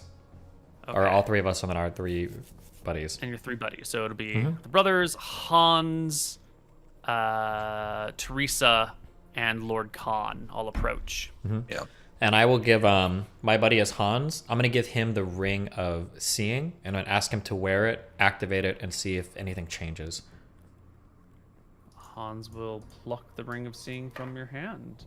He will activate it, and he'll look at the snow and shrug. It seems fine. I don't know. I don't notice a difference. I'll look to Emmerich and Anton, and I'll say I'll go up and poke it, see if there's anything under here. Yeah. I draw my bow and notch an arrow. Ready. Okay. You guys all have attacks ready and stuff? Yep, I ready to attack. Okay. All right. I'll go up and I will, I guess, with my sword drawn in my right hand, I'll start to slowly slide away the snow in my left hand and see if anything is buried here. Yeah. A familiar face emerges Not from that- the snow. Does it? Their name is. Cool. Oh, For no. fuck's sake. It's not the guy. It is Teresa. Oh. Oh. Okay. And Wait, is Teresa with us? Yeah. she is Anton's buddy. She is standing watching this in horror as she sees her corpse yet again in the snow before you. Does this one look That's fine. similar to the last one? Is it changed at all, or is it the same? It's more or less her still. The red hair, the same face, Mm-hmm. similar style of clothing. Again, no weapons, no gear, no shoes. Anton, take her away. Okay, I shrug. And I move back and I say, let's continue on. It's just this again. Anton will pat Teresa on What? the No, back. we can't turn back. This means something. My body can't just keep appearing here and there.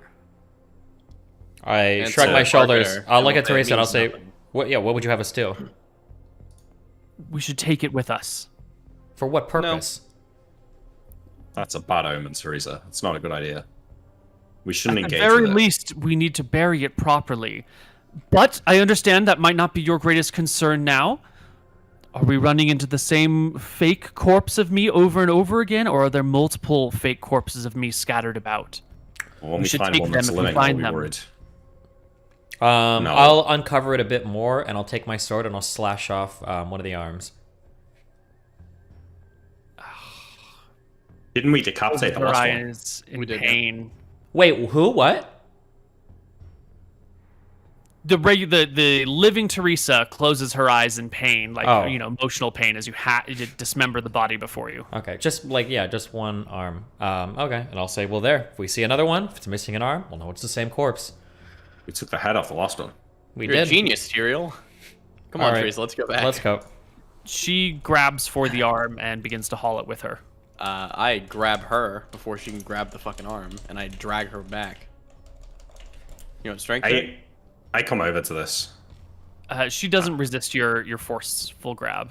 Okay. Anton grabs her by the collar. And But we should bring a part of it with us. Why, Teresa? What? There is no discussion here. We're not bringing a part of it with us. Whatever evil lurks in this continent is malicious. It knows your mind. It's trying to break you. Don't let it get inside.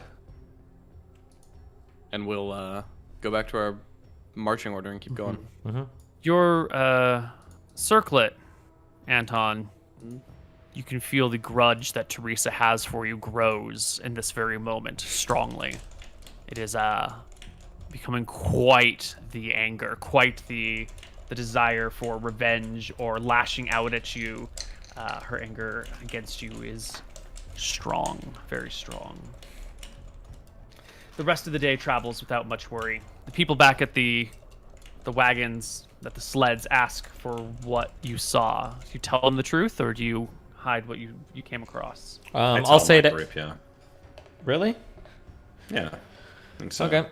I'll just tell my group. Need Just to be honest. more trickery, more of the same we saw before, but nothing to be concerned of. When we're in group situations, I want to keep an eye on Teresa. Just watch. I want to check I'm mental. Okay. Anton, Multiple people when we're are now back in our checking group on and we're her. marching, you know, he's gonna bring up to the fact that he can feel Teresa's hatred towards him. Well, you mentioned that to us. No, I'm gonna just talk to her. Oh. Just to her. Yeah. Ring Yang and Jack will be up in front, and, you know, Anton and Teresa will be right there, and he'll be like, I feel your hatred towards me. It grows every day. Maybe if you weren't such a dick. He'll touch her heart. That's vengeance. You want it for something. Maybe you'll have the courage to try and seek it. Mother, have mercy on your soul, you twisted, malformed man. Anton will give her a smile. All right. The rest of the day goes without too much problem. The following day... Oh, Wait, go ahead. when we make camp, once I'm in bed, right, I try and cast Polymorph Self on myself. I just want to cancel it straight away and get the healing. You have the spell slot, the spell Yes. memorized. Yeah, so if it locks out, then it locks out, but... It casts just fine. And then you cancel it and you gain your healing. That night, when it comes time for tending to wounds, Teresa will not heal Anton's wounds. She refuses to treat him. Jesus. But, Does she? yes. I talked to Lord Khan. And first I get the brothers together. If our cleric is refusing to treat my wounds, one of the, I would say, most important party members, what are we going to do about this? Well, first off, Anton, if she really hates you, as you say, I think that you should no longer be her buddy. I know you want to keep an eye on her, but her desire for vengeance just grows the more she sits next to you. One for having to look at your ugly mug, and the other for being next to that amulet of yours. I think it'd be wise if we separated the two of you. If you want, but I don't think you have what it takes to get the job done with her, Imric. I You're think weak you may in that have regard. you may have too much of what it takes, Anton. What do you think, Tyrell? I feel like if this goes on any longer, it's going to end in bloodshed, and I don't think that Anton will be the one dying.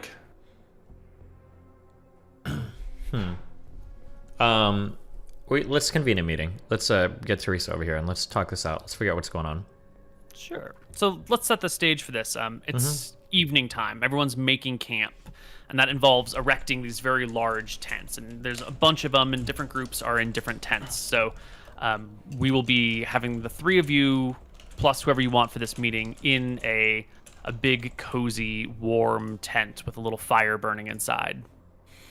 Who all is present for this conversation? Considering that there are 3 tents that more or less need even splitting amongst people and dogs.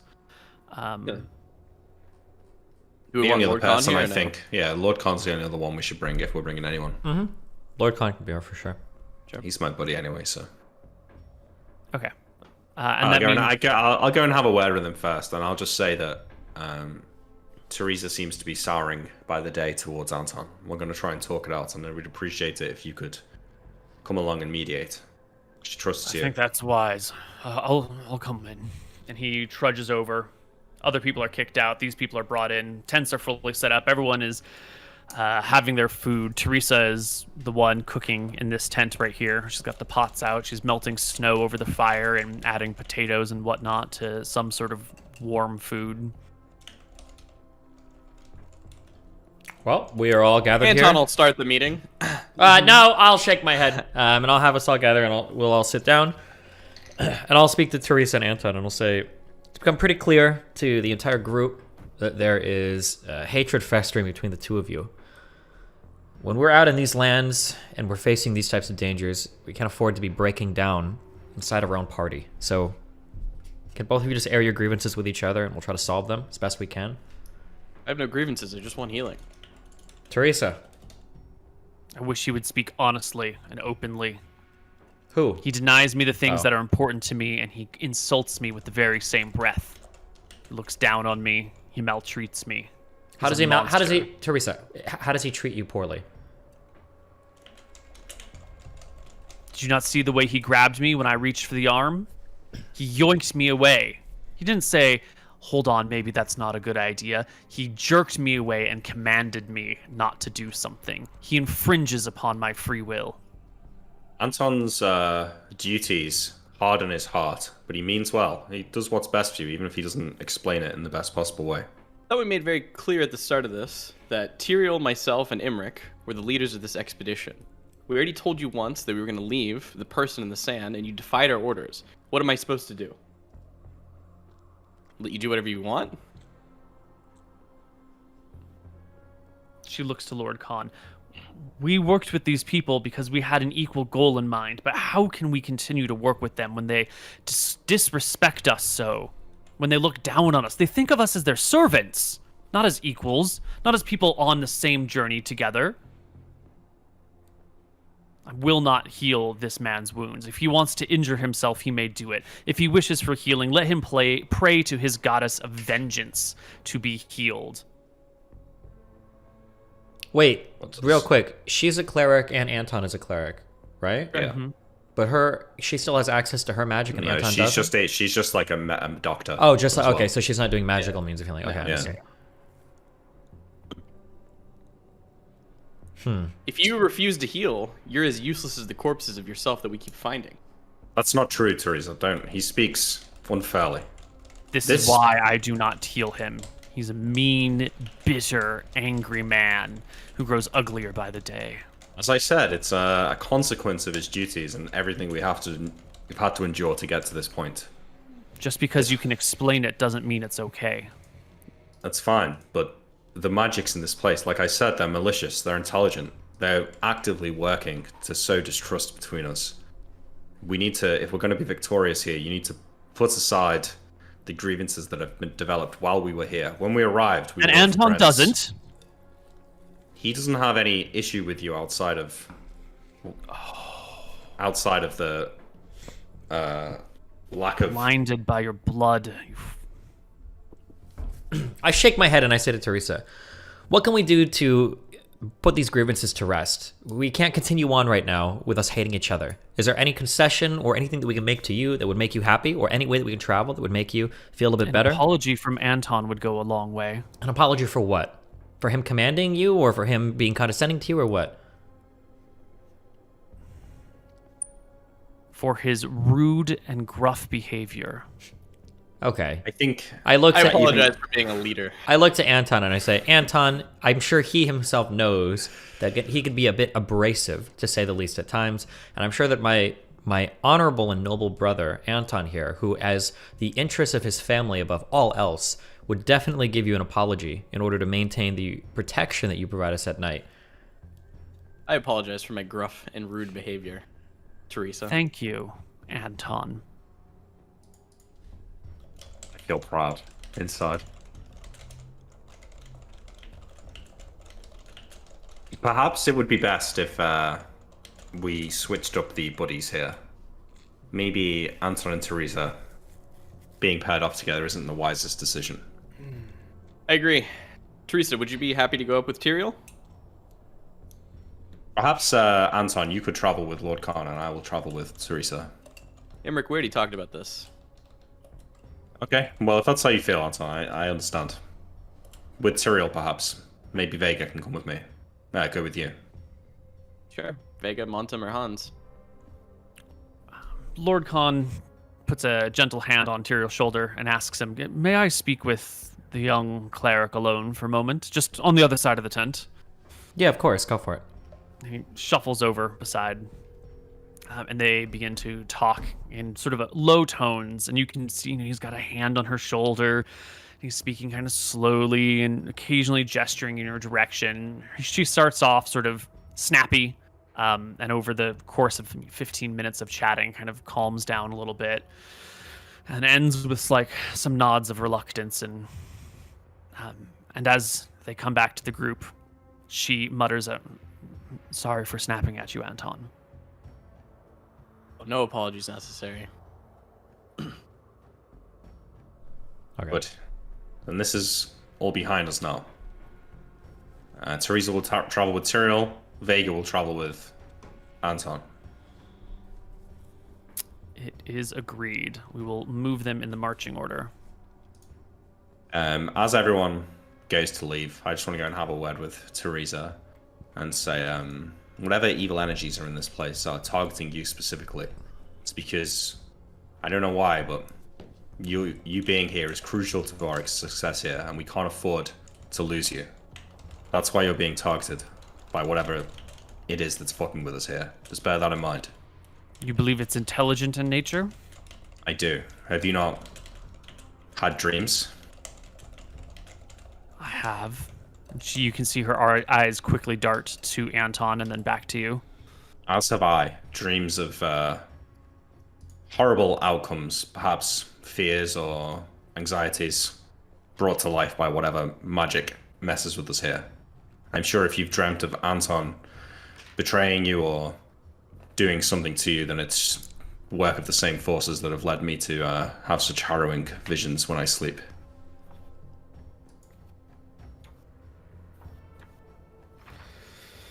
It's not just us, Tyrion as well.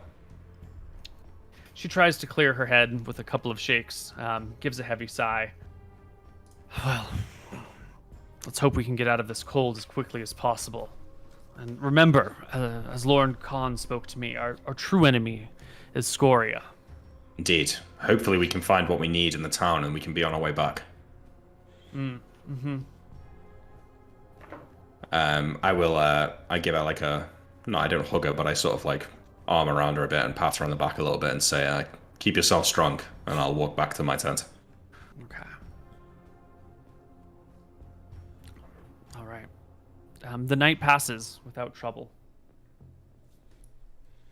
I think we need to take our break right here, just before the hour. Okay. We'll be back in a sec. Everybody, and welcome back to Tombs of Scoria. Our party further marches across the cold and frozen wastes. We sleep another night. That was happening at nightfall. Yeah, can I... Does she heal Oh, me? but yes, she will heal you. You can go ahead and divide the 6 1-hit points up however you want. Of course Can you I do. You should try take one. polymorph again? Yeah, you take it. You already did it that night, so you want to take it the next morning? Yeah, the next morning, yeah. Nick, what's your And- HP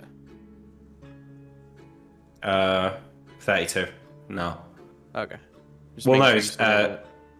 Neil, I did it the night before the day we just had. So it was like, as I was going to sleep for the day, I cast the spell that I stored. So I learned it again in the morning, and I've not cast it all day, so I'm casting it as I'm going to bed. Gotcha. It goes off without a hitch. Alright, I'm at 40 now. Okay. Alright, Ultravision again in the morning, Neil, if you want to roll. Tyrion Yep. got his HP, right? Okay. Yeah, +1. Learn polymorph again for tonight, but we Great. get going. Yeah, you begin to march and march, and in the distance you can see what appears to be a chimney sticking out of the snow. And you see this just as the clouds above you begin to darken and the cold day begins to rain a little bit, but like it's more like hail.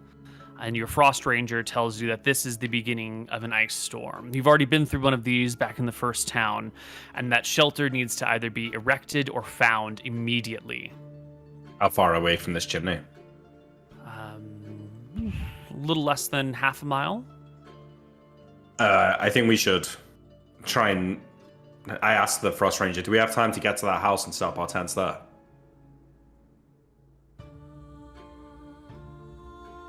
If we're quick, we can do it.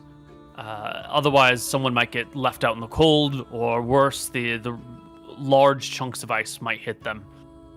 We have maybe an hour before the hail Right, gets well, bad. Let's get running. Let's make haste. Okay. I will make rolls for the sled dogs, see how well they do. First team. Yeah, we've got to erect the tents as well once we get there. Yeah, the erecting of the tents is a problem. And also, the party is at front. The sled dogs aren't leading the way, you guys are, which means that you're moving at a human walking through snow rate, which is much, much slower than normal 3.5 miles an hour a person walks. Because you don't have, like, fancy snowshoes or anything. First dog team does great. Second dog team does great. All right, so the dogs aren't going to be slowing us down. It's just going to be the people up front force marching. So if I can get 3 successful strength checks of the 4 of you, you'll get there with plenty of time, and we won't have to worry about tent setup time. Yeah, 3 of the 4 of you need to succeed on a strength check, and then there's no question about the time.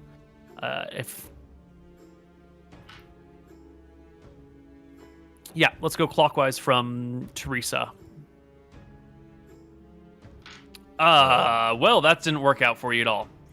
The party arrives through the snow, frequently finding themselves falling in or pitching forward and needing to be picked up. Is it too...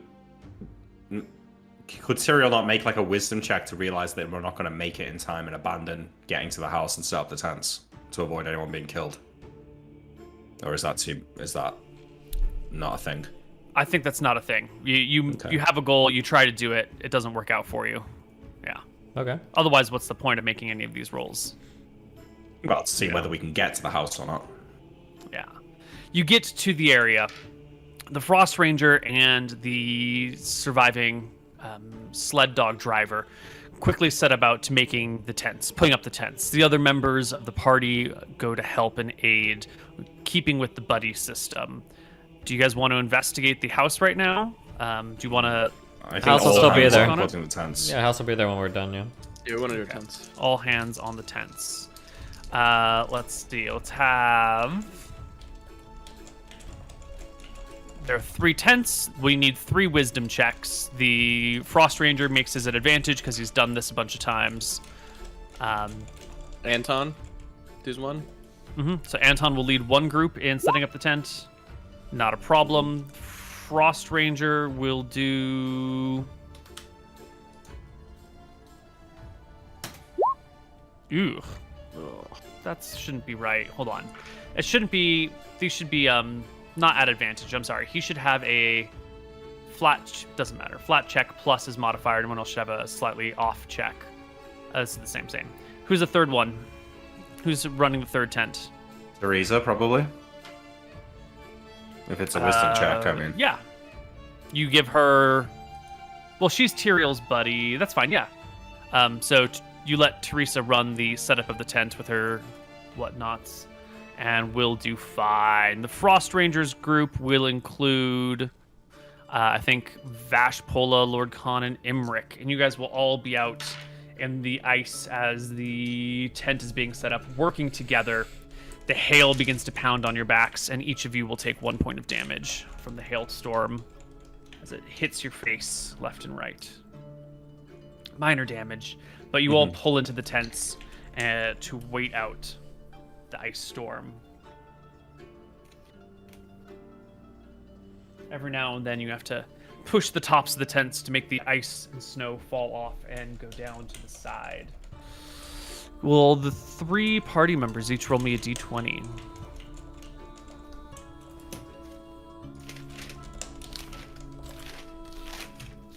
Easy.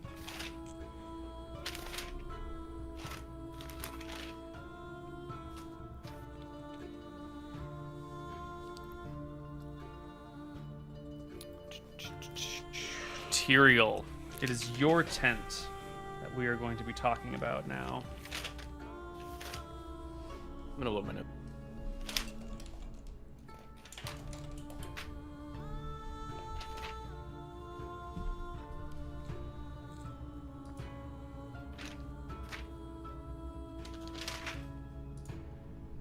Come on.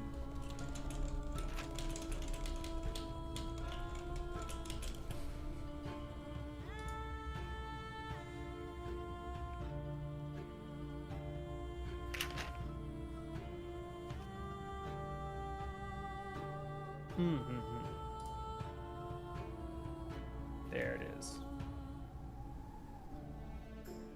Would you roll me a d6 and then a second d6, Tyrael? A 2 and a 4.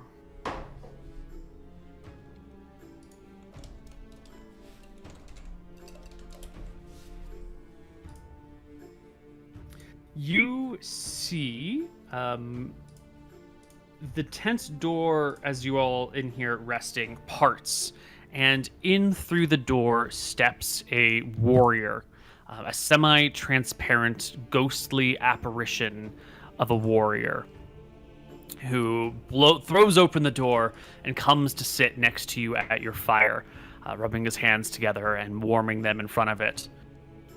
He looks up at the 5 of you assembled in this tent and says, "It's chilly out there, isn't it?" Ooh. Wait, we can understand him? Yes. What language is he speaking? He's speaking Drakisian, fluently, without an accent. I nod to him and I say, "Cold indeed. Where did you come in from, friend?"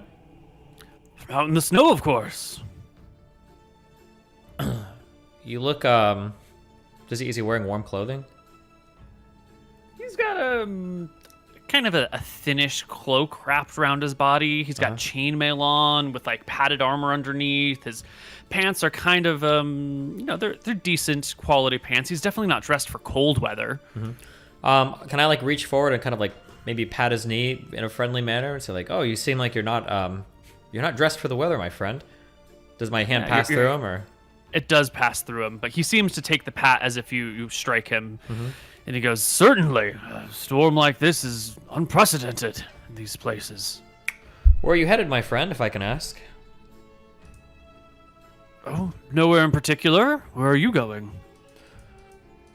I guess nowhere in particular as well. You're just out here wandering about? No. I'm keeping an eye on the area, making sure no monsters come by. What kind of You monsters? haven't seen any monsters around, have you? Oh, just some of the people I travel with can sometimes act a bit like monsters, but no, nothing too scary for a while. Teresa pops up. "I've seen some monsters." He looks over to her. "Oh, Cleric of Martha. You're most welcome here. What monsters have you seen?" And taking a moment of like meeting Tyrael's gaze just to judge like what's on your face. What is on your face, Tyrael? In response to what Teresa is saying? I'll give like a little bit of a like a tired look. I've seen myself dead in the snow over and over again. He frowns at her. "That's not a good omen." If I could ask, where do you sleep at night? Are there any keeps, towns, villages? Anybody that you like to shack up with when you're done patrolling around here? There's a great many people I like to shack up with. But no, in camp with the others, of course. Why not, of course. I couldn't get to camp before, though. Before this damned hail blew down around me. I'm curious if I could ask you. My friends and I are traveling through the snow, and we're trying to make our way towards Keep Saladin. Have you heard of the place? As I say it, does his face react at all? Does he care, or is he just... No, he reacts. He understands. Yes, of course.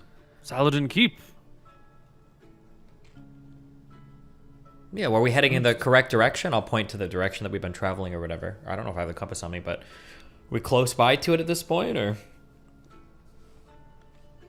I was beyond the mountains and through the woods near the Great Lake, of course. Just a little southwest of here. Okay, I nod. Well, I don't know if I have anything left to say. Yeah. The other people in your tent, Montem and Hans and the Frost Ranger, I'm sorry, not the Frost Ranger, one of the wagon drivers and a whole pack of dogs all look on uneasily. Does he have any Montem like sigils or anything identifiable on his armor or anything, or like you said he had a cloak on, perhaps anything there, or anything hanging from a chest or a necklace or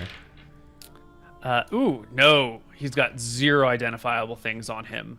does he project an Natural aura one. of good or evil? Just a ghostly fellow. Gotcha. Can I ask, what was the last monster you ran into out here? I think it was an escaped air elemental. Came down out of the west.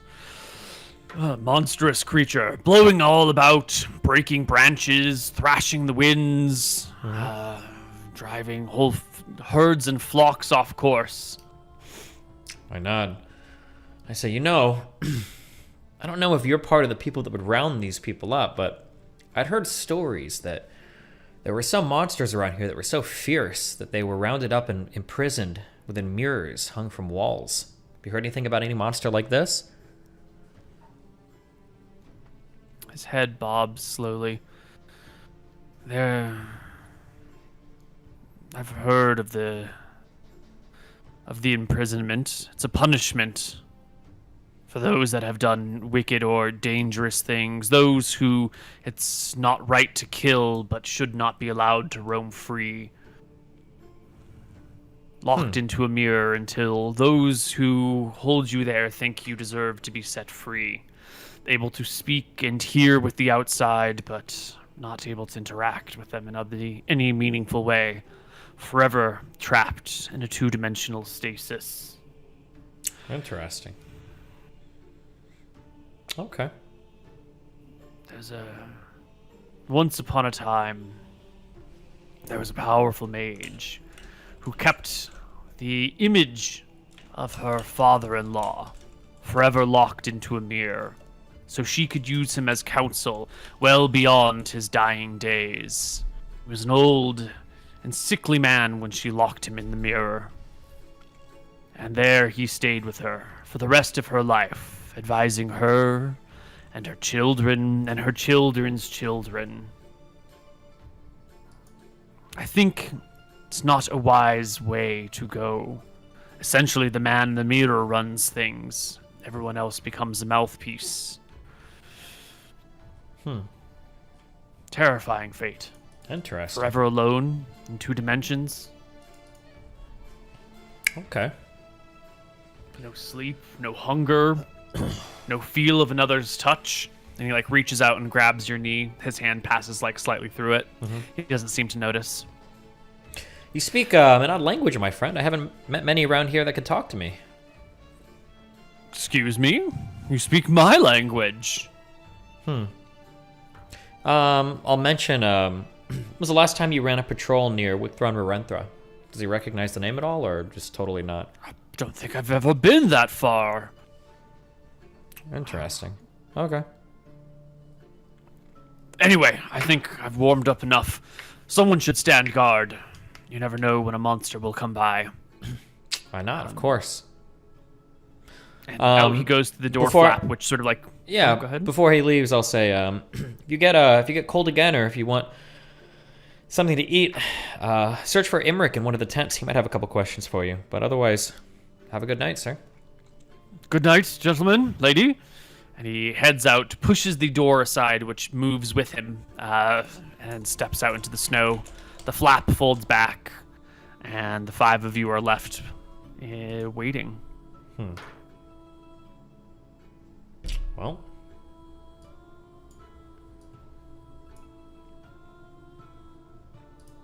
The next day, the rest of the day passes in these tents. Only the cast- people in... I do polymorph again at the end of that day. Sorry. Sure. Only the people in Teresa's tent can receive healing, which will be Teresa, Tyrael, Montim, and Hans. It is too dangerous to go outside. You'll probably take more damage than you would heal. Cool. So Tyrael, Tyrael gains 1, Hans gains 1, and Montim gains 1, correct? Mm-hmm. Yep. And Teresa And gains Teresa And Teresa. herself. 1. Yeah, gotcha. Okay. The next day, the ice continues to pelt. Does my spell work? You're gonna get that shit locked. Yeah, Forever. well, might as well heal up before. Your it goes. brain calcifies.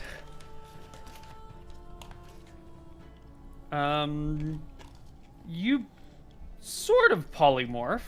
Well, I don't polymorph. I just cast the spell. I don't actually polymorph.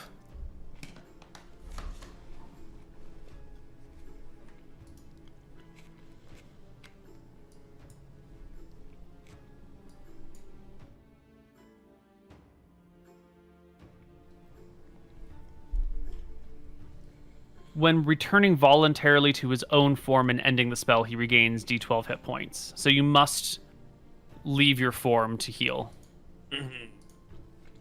Okay. So you cast the spell. You polymorph into what initially? I guess a bird, probably. Yeah, and your arms like turn into wings.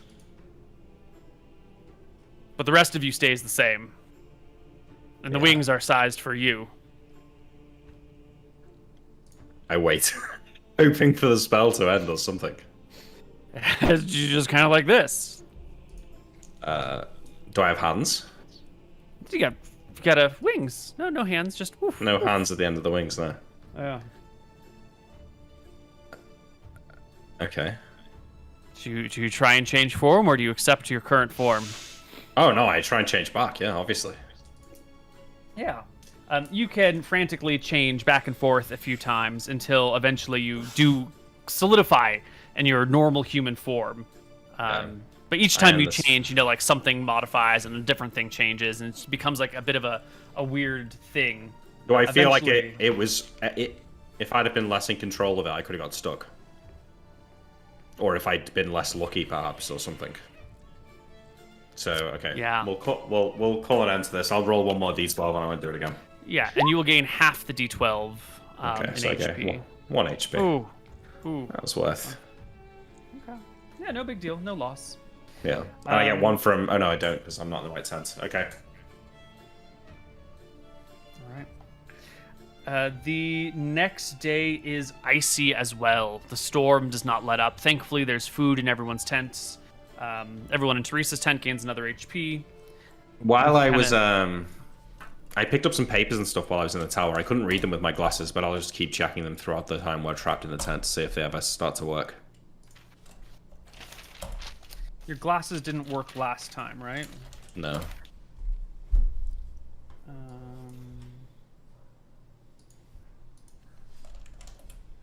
Right.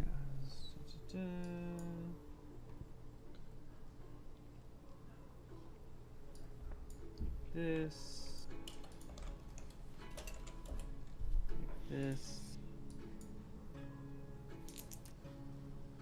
Your glasses work fine right now. Okay. I had them written down as glacier notes from Mountain Keep, so I don't know what's in them, but it was in the wizard's, study, I think. Or not the wizard, the man that we could see. Right. Some of the notes are letters between him and a person.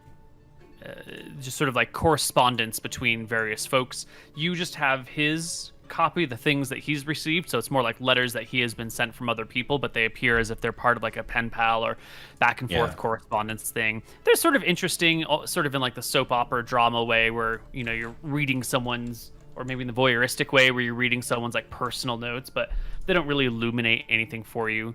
There's no mention of this war that they were fighting. No, nothing of the kind. There's, like a grocery list. There's a whole bunch of like really mundane personal bullshit which doesn't really concern you. The only thing of interest you find in these notes is a mention of a mortar, a magical mortar and pestle that he's ordered that is supposed to be on its way. Sounds cool. Okay, well, you know, I entertain myself by reading them at least, even if I gain no real knowledge. There's like papers that he's graded from the school there. There's, notes about the students. This person needs to work on their handwriting, the enunciation of the vowels for this student, A+ on this thing. Bunch of boring teacher paperwork nonsense. Yeah, I think by using the glasses and then taking them off, I might be able to make a start on trying to get a basic understanding of the language, which I will do to keep myself entertained during the time we're stuck in the ice storm. I don't imagine I'll learn it yet, but... Yeah, it'll take lots of time. Everyone, Teresa's group gains another HP if you haven't done it already. Oh, I think I already did, yeah. We have second day, right? This is our third day now? Okay. Yeah. The next day, the storm breaks. It is just the cold out there. It actually breaks late in the evening on that next night. If you wanted to explore that chimney that night, or you could wait till the next day, whichever you want. Yeah, we'll do it that night. I'm using a level 5 slot for this, so if it gets locked, it's my last one gone. But I'm going to learn Lesser Disintegration, and I will try and blast away some of the snow into the to get to the house. You're gonna use a level 5 spell to move some snow? Well, it's a level 4 spell actually, but I'm using a level 5 slot. Ah.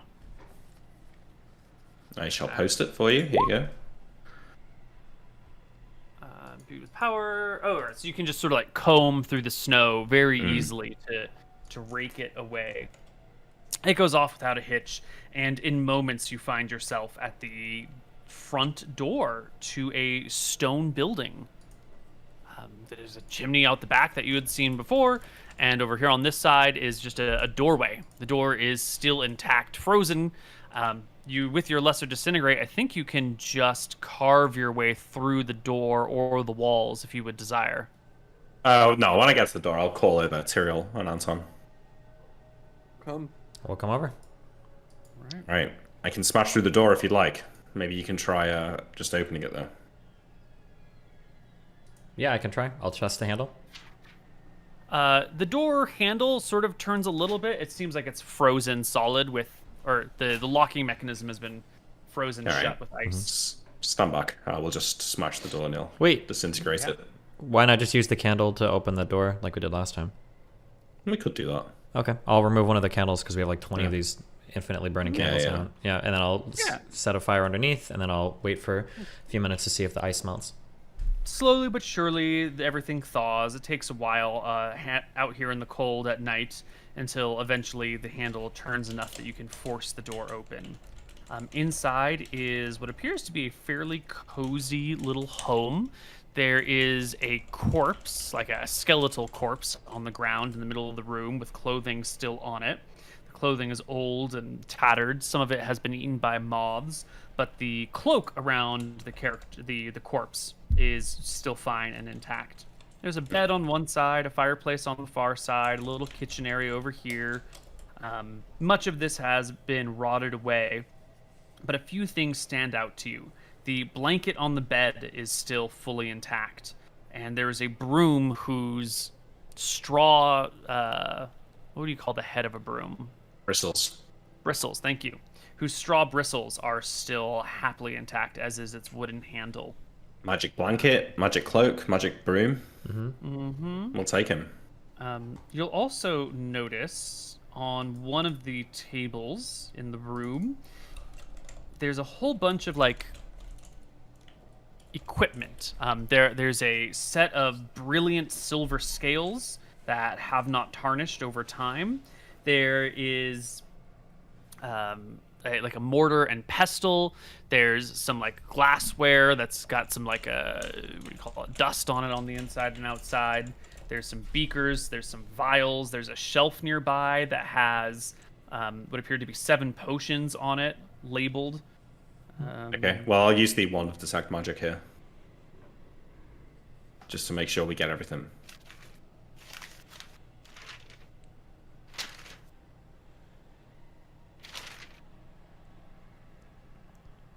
Wand of detect magic does not work still. All right. I think we just need to take anything that looks like it hasn't degraded over time. Yeah, probably, yeah. Or you can use the ring, actually, to check what's magic, I suppose. That might work. I mean, it'll tell me if it's magical, but it doesn't tell me anything about the type of magic. But I mean, Yeah, if just we're so we walking can in see here... I'm afraid like using magic items like a bit. Also, Yeah. if sure, we're in here you're and right. everything is degraded except for some things, I think it's safe to Yeah, assume that okay. these things are magical. Absolutely. All right, Yeah, so all we... of none of the glassware is degraded though, and there's a lot of that, and it's fragile. Can't really take that. Okay, fuck it. I'll put on the Ring of Seeing, and I guess I'll activate it, and I'll see if I can discern what's magical in here. Yeah. Very quickly, you can see that the Mortar and Pestle is magical. The 7 potions are magical. The broom, the blanket, a razor blade that's been left next to the sink is magical, and the scales are magical. The balance scales. You writing all that down, Steven? Let me get to my sheet. Okay, give me this again. The Pestle and Mortar is how much does it weigh? 4 pounds. It's Jesus. heavy. It's made of stone. Next, Yeah. 7 potions. potions. Okay. You said they were A labeled. broom. Is it the language that we can't speak at all? Correct. Can I read them The, with the glasses? the glasses are working, yeah. The glasses are working. It is 5 potions of healing, 1 potion of grease, 1 potion of reduction. Can you read the other potions that we have too? I don't know if those Did were you labeled. pick up potions earlier? Yeah, we did. Yeah, we picked them up in the other place. I have 15 potions on.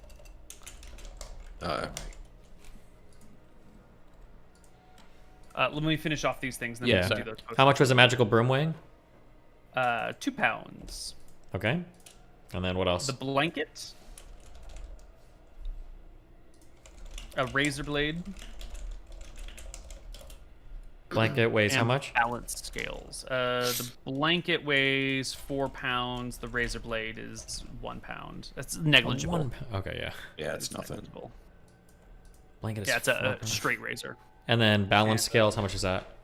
Balance scales weigh 2 pounds. Okay.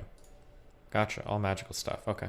Do we have like a party sheet for storing these types of items Yeah, you can put it on the glacier sheet. on the just glacier sheet? Okay. I'm gonna transfer the other stuff that I got too because I don't want to have to carry all this shit around. Okay, I guess I'll check those other 15 potions, I suppose, while the glasses are working. Yeah, those were the potions that you found in the tower. Right. 10 of them are potions of healing. 2 of them are potions of... I'm sorry. 5 of them are potions of healing. 5 of them are potions of extra healing. Okay, I'm writing this down. 2 of them are feather fall. 2 of them are protection from magic. Oh. And the last one is sleeping. I'll take one of the healing potions and give it to Lord Khan. If you can remove The that. intent to Yeah, I'll drink remove one of the immediately. healing potions. Yeah, with the intent to drink immediately. He's on low health. Roll it for him. Ah, he gets 10. Nice. Assuming it goes off Neal. Hold on. It rolled in the zone of we need to look it up.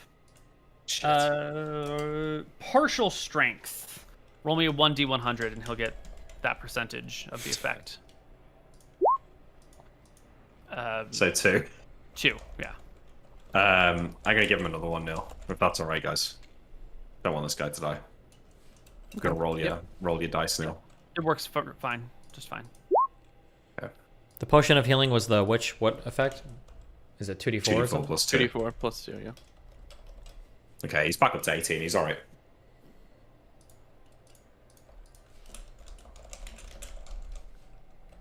Are you gonna add all those other potions to the They're all on my character sheet because I'm going to be using it. That's fine. Okay, as long as you have them accounted for. Yep. I moved all the Alright. staves and the robes over to this glacier sheet is what I'm moving to. Cool. By any chance, do the robes and the staves seem to, like, match in terms of design? Like, there's one staff for each robe? No? No. Okay. Cool. Alright, Doing a let's... 2d4 plus 2 potion? Does it work?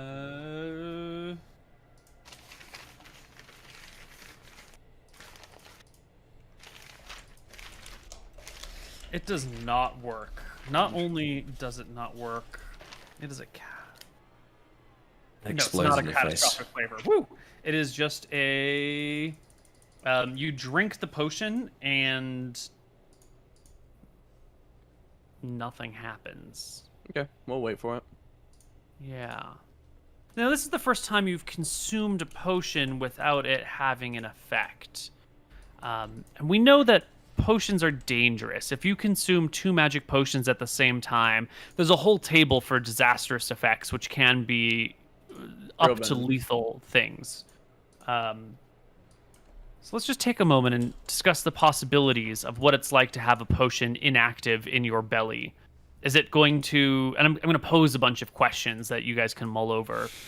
Is it going to just be like pissed out like regular stuff? Is it something that's going to hold in you for a while? Can you drink another potion on top of it, or because it's inactive and then this other one will work in its place? What do you think will happen? I'm just not gonna drink another potion. Either it'll piss it out, or it might start working eventually if it's still I think in its eventually we body. were told that it works Yeah. by the Frost Rangers. Then they said sometimes the effect would happen 10 hours later or something. Yeah. Yeah. Okay. But I would So- imagine, like most things we eat, within 24 hours, the effects and whatever of everything should be completely gone. Like, it can't be magically hidden in your body. Like, Yeah, I don't know if we know that much about biology though, really. well, I mean, I think some of those basic things you figure out pretty fast. Like, if you eat food, you get food poisoning within a day. It doesn't happen like 6 days later. If you eat something, it's going to be gone in like 6 to 12 hours. I'm sure if they've eaten spicy food in this world, you'll have known it, right? Alcohol doesn't make you drunk for days. That'd be my guess. Okay. Okay. Well, I think that was the nighttime, so we'll go to sleep and start off again in the morning towards the town. So, am I from understanding what that ghost was saying to Tyrael, that the keep isn't in the town, it's past the town? Yeah, through a next to forest? over the Yeah. mountains, I think he said. Yeah. Well, this is like the town's at like a gap in the mountains, isn't it? It is. I thought it's yeah. So maybe we can pass through the town, through the mountains, through the forest, by the lake.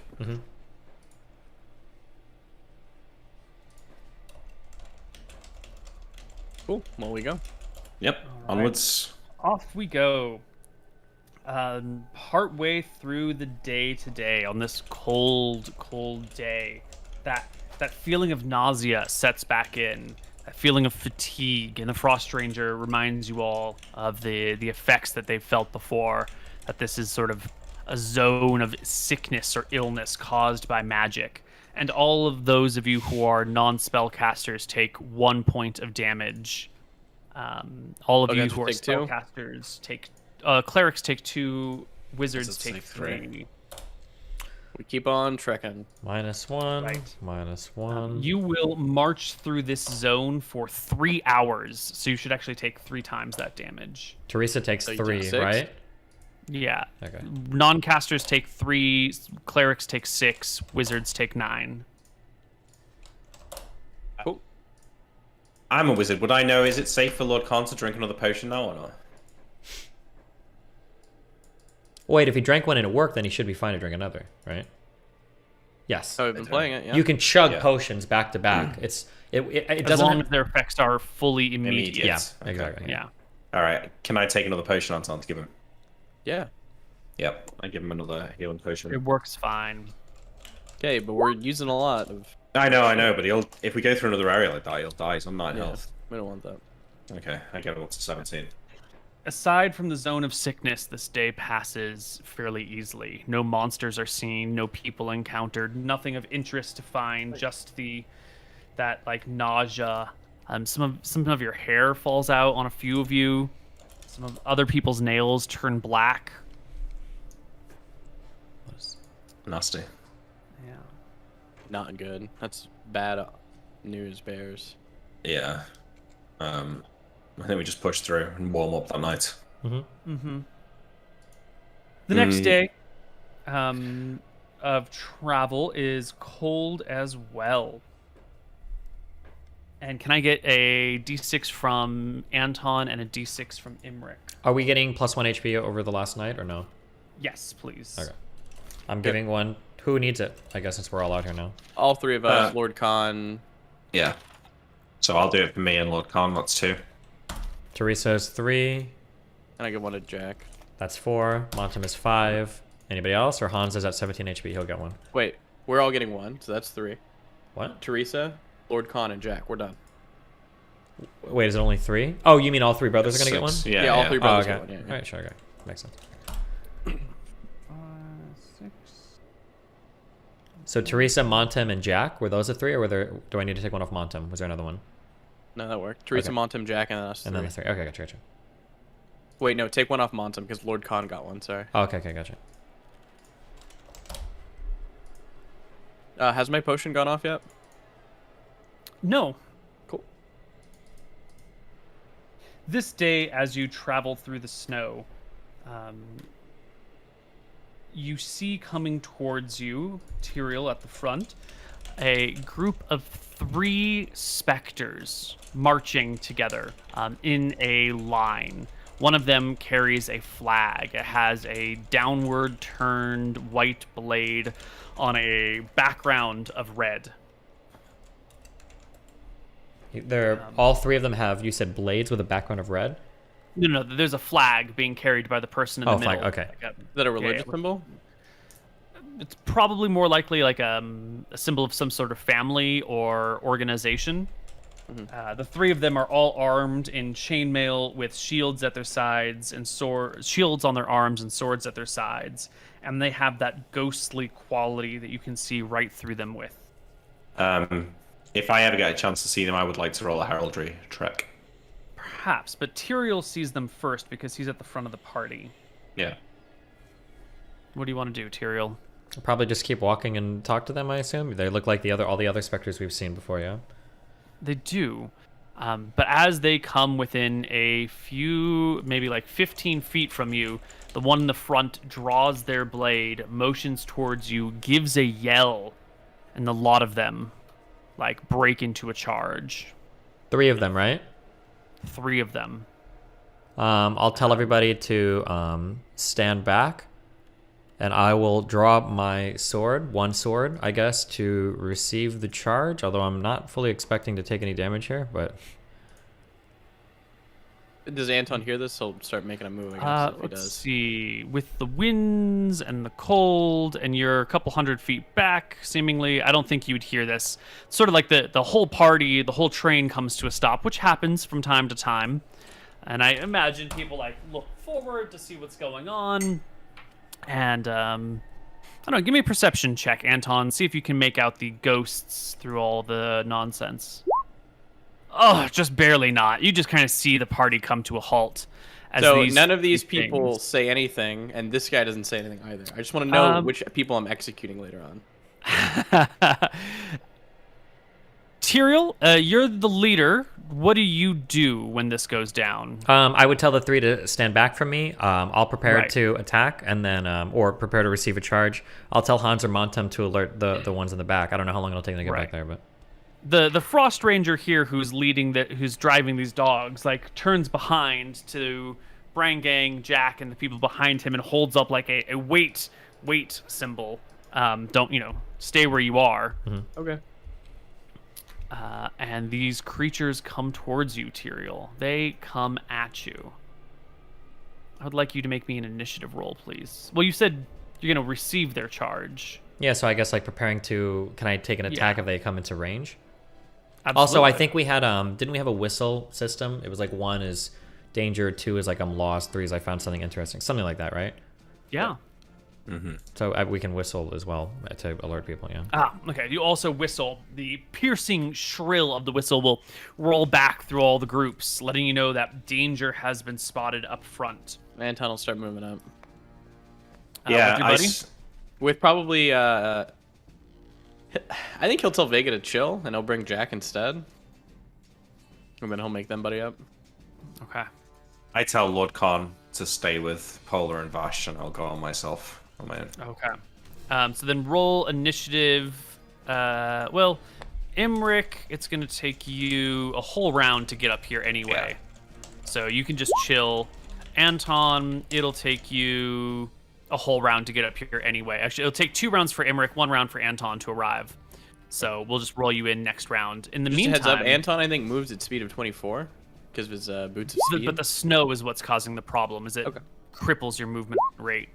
Makes sense. My and then- sandals of Rohanna don't let me like walk on top of the snow like Legolas do, though, by any chance. Oh, I wish. No. That would be cool. Legolas gets to do it because he's an elf. Yeah, I not know. because of any gear. Okay. Yeah. Right. And Oh yeah, Tyrael. does the free action ring help with the snow? Doesn't that completely remove that burden?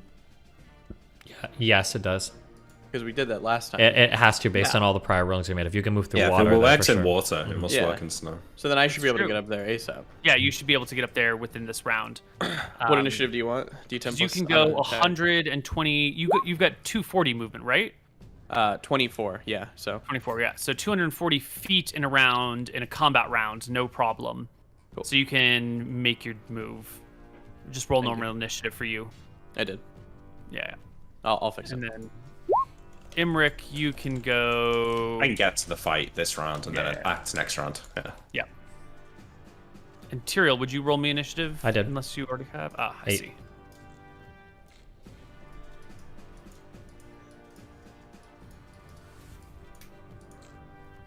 All right. Tyrael, you will be ready to go when the first of these figures meets you. They have a sword out and move to strike at you with it as you have an attack readied for their approach. They will roll. Oh god, like a 10.5 or so, an 11, something like that, 10 or 11, as a swipe against you, clattering their sword against yours, and it pushes back. You may make a counter blow. We make contact with each other. You do make contact. Your Moonblade will strike them easily. They have 17 AC. He's not like on a horse or anything, right? It's not a large Nope. creature. Okay. Man on foot. Okay. Ghostly man on foot. Roll me some. Oh, you did. 15 damage. And then does a 17 connect? 17 does. Harbinger will rip through at 12. Nice. Imric moves forward. The other ghostly creatures come forward as well. One peels off to go towards Anton. The other comes over to corner Tyrael. Do your worst. These soldiers before you look like some type of knight, some sort of ghostly knight visage. Against Anton, it is a natural 18 plus. No, actually, I have to remember there. Plus 8 is 26. Not enough. Oh my god, is your AC 31. But you're not wearing a shield. Is it still 31? Yeah, it's 31 without. It's got the gold dragon armor. Oh my! Oh, it's the gold. Yeah. So the ghostly sword comes up and down and hits your dragon armor without even touching you, really. The other one will strike against Tyrael. 14 and 8 is 22, which is not good enough either. They shout out in an unfamiliar language to you each, and we roll. Tyrael gets the second attack, actually. Well, Anton gets his first attack too. Yeah. So here's the attacks. Blitzinger first, 18 hits, Hits. damage. 10. Oh, did you only have to do a half move, Anton? Yeah. Yeah, spear, Yeah. Hits. damage, and then here's my second attack. That's a miss. Second attack is a miss. Tyrael, second attack. One in front of me, 23. Easy. 14. Yeah, you cut the ghost down. They evaporate from the air. The banner with that one slowly sort of flutters away and blows down the tundra, leaving us with 2 ghosts. Let's roll initiative for them.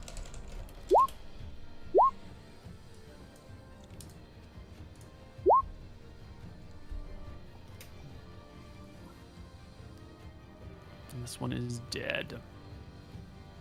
Imric, did you roll in as well? Yes, you did. Excellent. All right, the ghost squaring off with Tyrael rolls a 19 to hit, and Tyrael returns with a critical hit. You clear by 10. 14. 14 plus 2. Oh, that's already there. Brings it to half HP. Harbinger criticals as well. 16. almost slaying the ghost. As you hack into it, you can see the person before you like reacts as if they're in physical pain, and instead of sort of fading away slowly like other ghosts have in the past, this person actually like takes bleeding damage, and you can see them wounded and dropping blood to the ground, bringing their shield in front of their face. They don't look like they realize they're ghosts. They look like they're normal human fighters with just sort of an apparitional nature to them. Anton, your specter will roll a 21. A good blow against anyone other than you. And Imric will take his turn. I will move 90 feet, like 15 across, and then, I move like up here, basically. And I turn and shoot this guy in the back. Excellent. With back attack. Oh, an 18. Will hit. Probably still hits, yeah. Yep. For 9 damage. Excellent damage. And second attacks. And first Ghost- attacks. Yeah, ghosts will each get second attacks. One rolls a natural 1. The other rolls The second one is against Anton. 17 and 8 is still not over 30, though. I killed a ghost in front of me, I think. I probably Yes. killed a ghost next to me as well. Yeah. Yeah. Yes, and they are gone. Do they disappear Quickly when as they're they all dead? Or do their Yeah, when bodies, they like, die, lie on they the ground? fade. No, they just fade from existence when they die. But when they're wounded, they look like they were taking actual blows. Their weapons fade too? Yes. Except for the strange. banner, which blew away down the snow. Everything else faded with them. I gotta look at the banner. Oh, it's it's blowing across the It's tundra. Yeah. Yeah. Wait, Neal, right? It's blowing. Is it like if it's going across the snow? I will raise an arrow, a real arrow. I want to try and secure it into the snow. All right, give me a Wow. roll to hit. Okay. Let's go. 30. Yeah. You lob an arrow up and over and down and poof, pierce it to the snow. It is stuck by your arrow. I shall.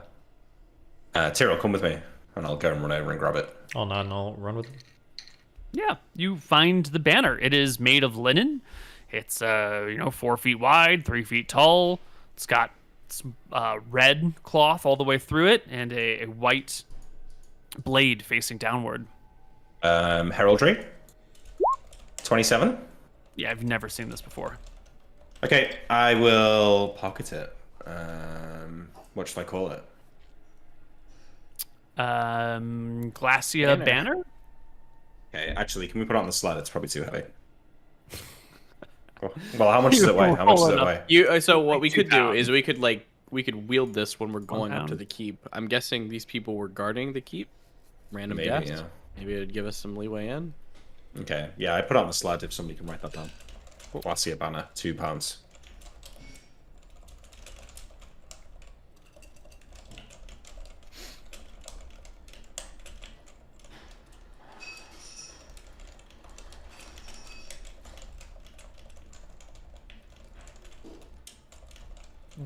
Who's stowing it on the sled? Is that you, Imric? I guess so, yeah.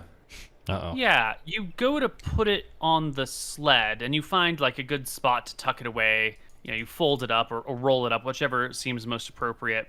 And you go to tuck it away, and you find in the sled is another banner. The same thing. It's already here, waiting for you. Interesting. Is there now 2 of them, or has it disappeared out of my hands? No, there's 2 of them in hand, but it's like you've already put it away, and you sort of have a memory of tucking it away, or maybe it was your thought of putting it away, but you seem to remember that it's not just an idea that you were going to tuck it in this good spot.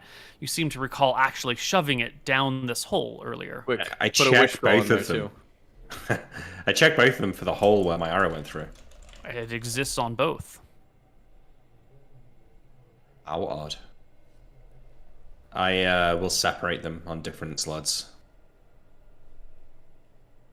Good.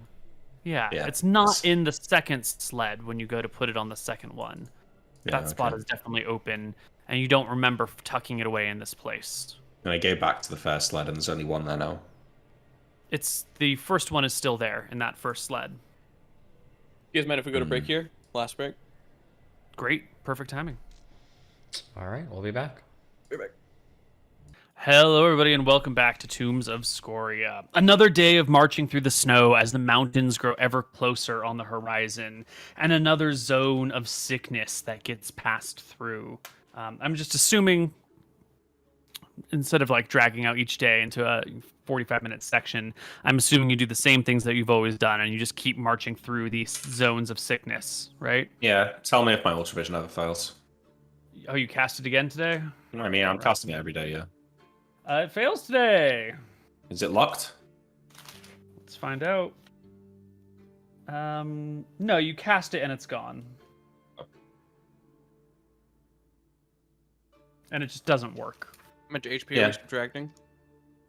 2 for non-casters, 4 for clerics, 6 for wizards. Has my health came back yet?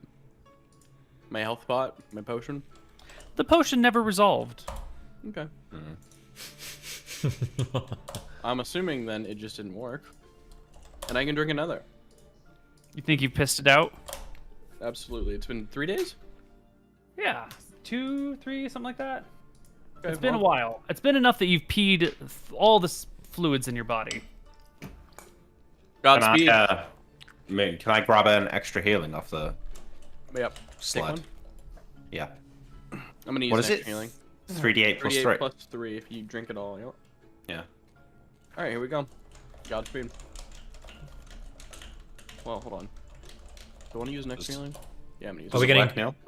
We're getting sickness again, yeah. 2 times. Does that one work? Do I die? I'm rolling dice. Program is loading. Please hold. Mhm. It goes off fine. No problems. You gain your hit What points. about mine? It was a potion of extra healing. Yep. Goes off without a hitch. No problem. Did we all get 1 HP back last night again, or Uh, are we doing that tonight? 6 as we people try? got 1 hit point, and then everyone took 2, 4, or 6 damage. Okay, so Alright, did we- Lord, okay. Lord Con is taking 1. I won't need 1, so there's 5 to spare. I'm giving another material. You can add one. What about to Teresa? She's pretty I'm low. giving her one, yep. Okay. Montem as well, probably. 2 more. Yep, Mont, I'm sure. Are you adding these? Or you want me to add these? I added them all. You just need to add your own. Okay. Let's also get the party back into the right order on this map.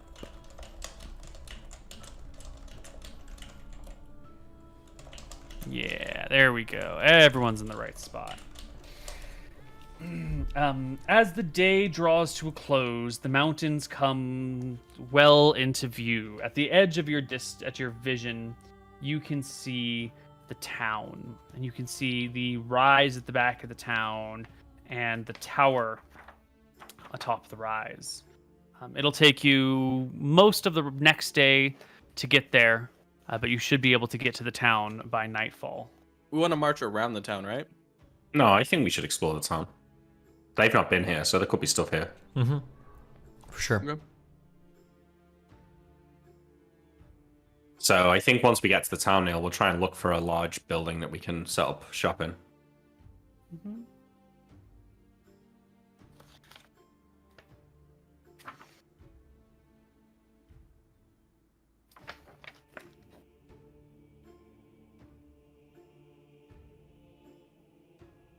Okay. It is cold weather today in the town. Mm-hmm. And as you approach the town, you have to cross the frozen river between you and there. It's not that big of a deal. It just kind of comes out and forms like a big semicircle around the town. If we... Well, first off, let us bring us to... No, that's not the right one.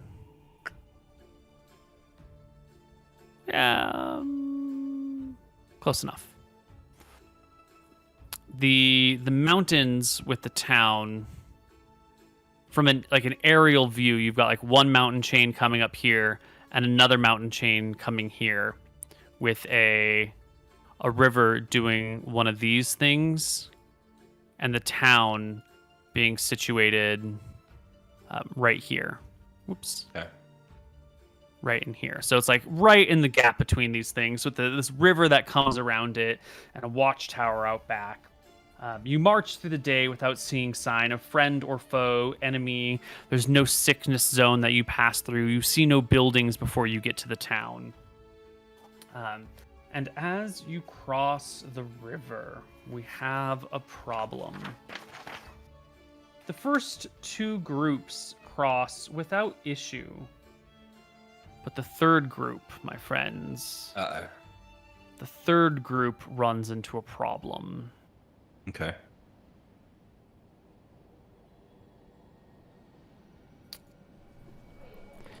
As you bring your sled across the frozen river, a chunk of ice begins to crack and break and wobble back and forth on the fluids below. I'm going to bring us to a map in just a moment as soon as I can get it. It's not this one. How fast is the ice breaking? It is one sort of like break, and a large chunk of ice has broken off, and all the people on this chunk of ice are on it together. I have a map prepared for this, but it is not showing up. I prepared this last week.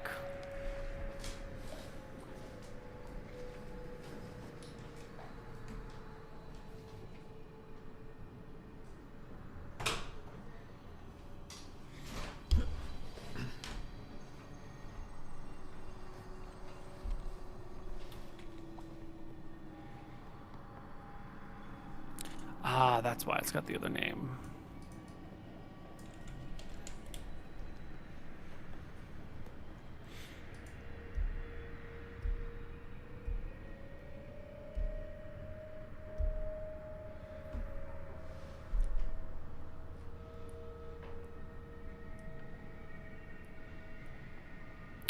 Sorry, it's taking just a moment. So there's a large section of ice in the middle of this river that snaps away, leaving whoever's in the back, whoever's the very last party, plus me. that sled, all together on this like floating berg. Now, as you move left or as you move right, the whole section of ice like teeters and totters in either direction, and you find yourself in an awkward position where, if the sled moves forward, the whole sheet of ice is going to just tip and drop everyone into the icy waters below.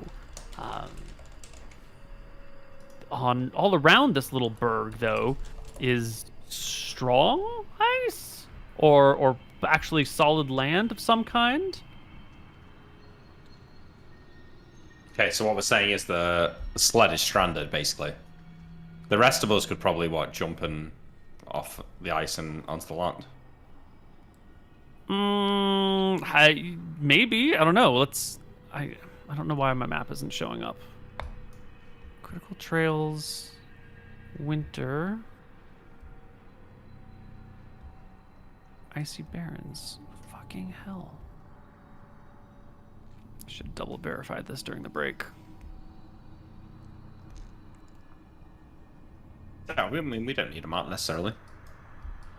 Well, maybe. If we're about to lose a sled, it might be good to be able to see what we're seeing. Yeah.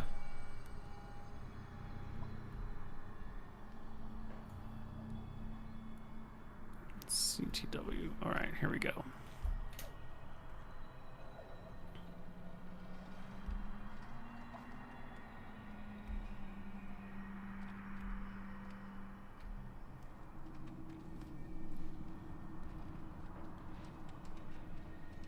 Are all the dogs on the ice as well? Yes, the dogs and the sled and the driver and the lot of you are here. Like, for fuck's fuck's sake. All right, we'll just do it theater of mind until I can get us a map. So it's a broken section, maybe 50, 55, 60 feet across, something like that. And then all the dogs are stretched out but have been pulled to a stop as the whole thing begins to slant one way. And people move like away from the area where it's tipping down, and it teeters back and forth until coming to an equilibrium point. Most of the party and the other 2 sleds are on the far side into the town area already, while Imric and his crew are stuck on the iceberg that slips all directions. Okay. Well, first of all, I'll pull out my horn and blow that to get the attention of the party. You have it. Yeah. I can't cast any spells, so I'm just checking. As soon as Tyrael hears it, I'll tell everybody to stop and group up, and then I'll head back. Yeah. Done. You and Anton, I assume, plus your buddies, head back towards this area. The other 2 sleds are moved around and sat next to each other. People gather around those and look outwards to defend in case there are monsters nearby for whatever reason. Are they still on the ice? Yeah. Should we have them... Oh, wait, so our sleds are no longer on the ice. Your sleds are fine. Just Imric's and his sled. Yeah, I haven't got anything to get myself out of this. How far away is the ice from, like, the solid land, I guess? You're not on the iceberg, so you can walk all the way up to the crack in the ice if you want. How... before we get any further, how close to the iceberg are you, or the broken ice, are you willing to get? Do you want to stay, like, super safe and stay far away from it, or are you willing to walk all the way up to it if it seems stable? Well, like, are we on, like, huge, thick things of ice, or are we, like, on, like, a fucking frozen pond? We're on, like, huge sheets of ice, right? It's a frozen river that runs around the town, and then there is seemingly solid land, but it's hard to tell where river ends and land starts because it's all blanketed in snow. Okay, I understand. Are there any rocks or anything sticking up from the ground on the other side that I could tie a rope to before heading across, like, the frozen river, or no? On your side or on the far side? On our side. Or is this just, like, way too far to even be a possibility? There are buildings nearby because it's the edge of town, and there's some frozen trees that you could tie a rope to if you wanted. But I'd need, like, hundreds of feet of rope or something, right? Okay. You have hundreds of feet of rope. Okay, yeah. I mean, me and Anton, I'll look to Anton to see if he has any ideas. Otherwise, yeah, I'd say we'd start fashioning rope up and doing that. Imric might have to polymorph himself and just bring people over one by one in the supplies. Yeah, but the sled. Okay, I guess I could take that and we'd abandon the sled. No, I don't think we should have been on the sled. Or No, I don't think we should do that, Do you have any but- ideas on how to get the sled over? Yeah, let's tie the rope around solid things and then start running to the edge of the ice, and we'll see what we see. Go. I will... Oh, God. I start trying to take off my armor. You can take off your armor, not a problem. I'll throw the armor on the sled and put on my robes. I don't know how long this takes. I don't know, a few minutes? Okay. If I'm still here, once I'm robed up, I'm going to cast Fly on myself.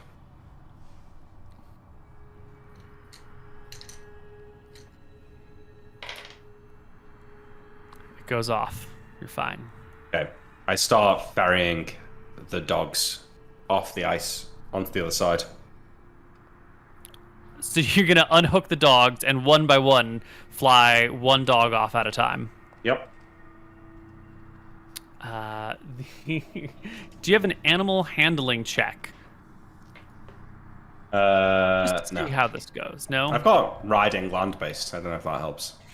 No, we're looking more for like an animal handling thing. So, Depends on the context. If I was a kobold, I would say land-based riding would work on a dog.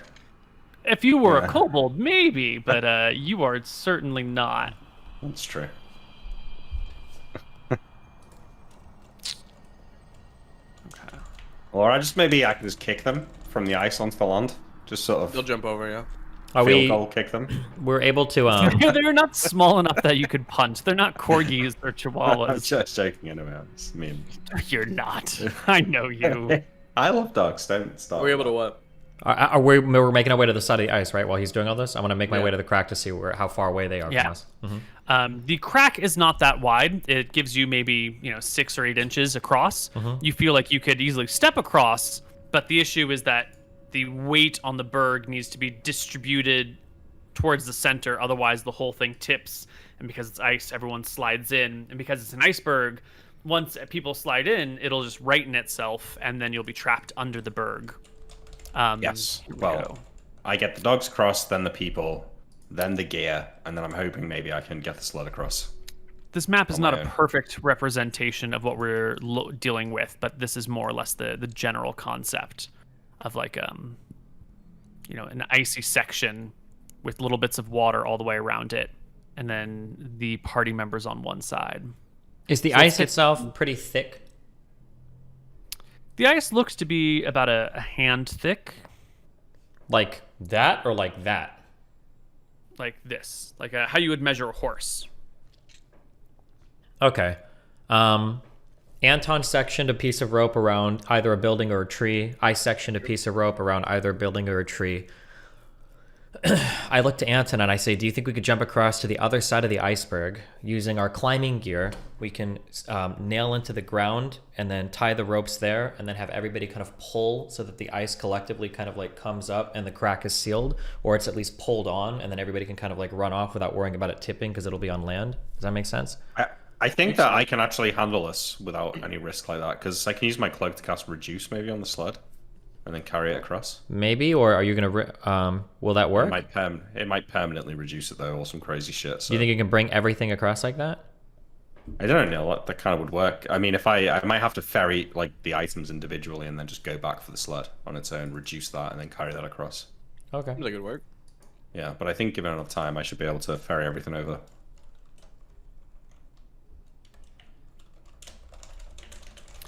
We try that.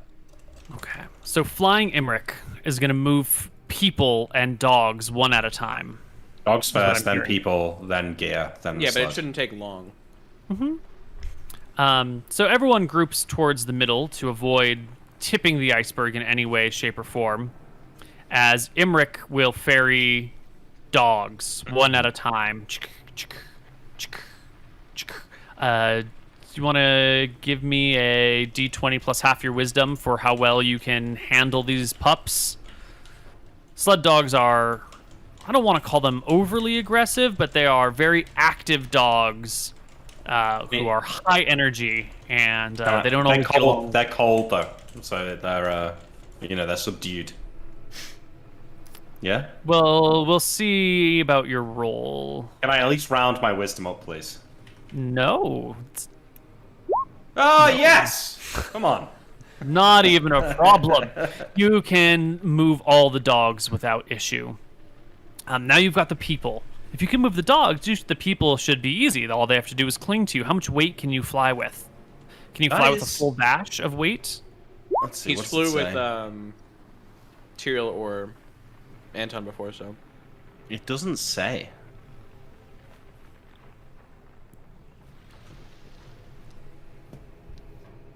But if I have to disrobe Vash to do it, I will. If he has to take his armor and his gear off, then so be it. Like, I can take his backpack, then I can take his breastplate or whatever. You really jumped from other options to stripping him down naked. Is there something going on between you and Vash that you haven't mentioned to us? Well, I was a bit of a fan, but then he's been acting a bit weird recently. Right. He's kind of obsessed with Tyrael.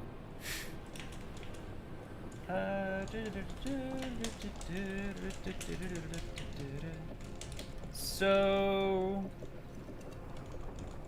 Babbling you can something carry about your own coconuts. weight, it seems like just your normal amount of weight with the fly spell. Flying creatures, I think, cannot fly at a certain point of encumbrance. Okay, well, I had one more casting of Fly, which I could cast on Vash, perhaps. That's one person, though. Even these other folks are still going to have weight to them and might be difficult to maneuver. and these people not just jump over? I was under the impression that they could. The issue is that when you get close to the edge, since it's such a big berg, that the weight of the person will tip the iceberg and they might slide in and fall. Like if it were stable, if it were a solid platform, they could hop the gap no problem. But as you move towards the edge, the whole thing tips and then... Let's do our... Yeah, well, if you guys secure ropes, we can tie them around the people and then just...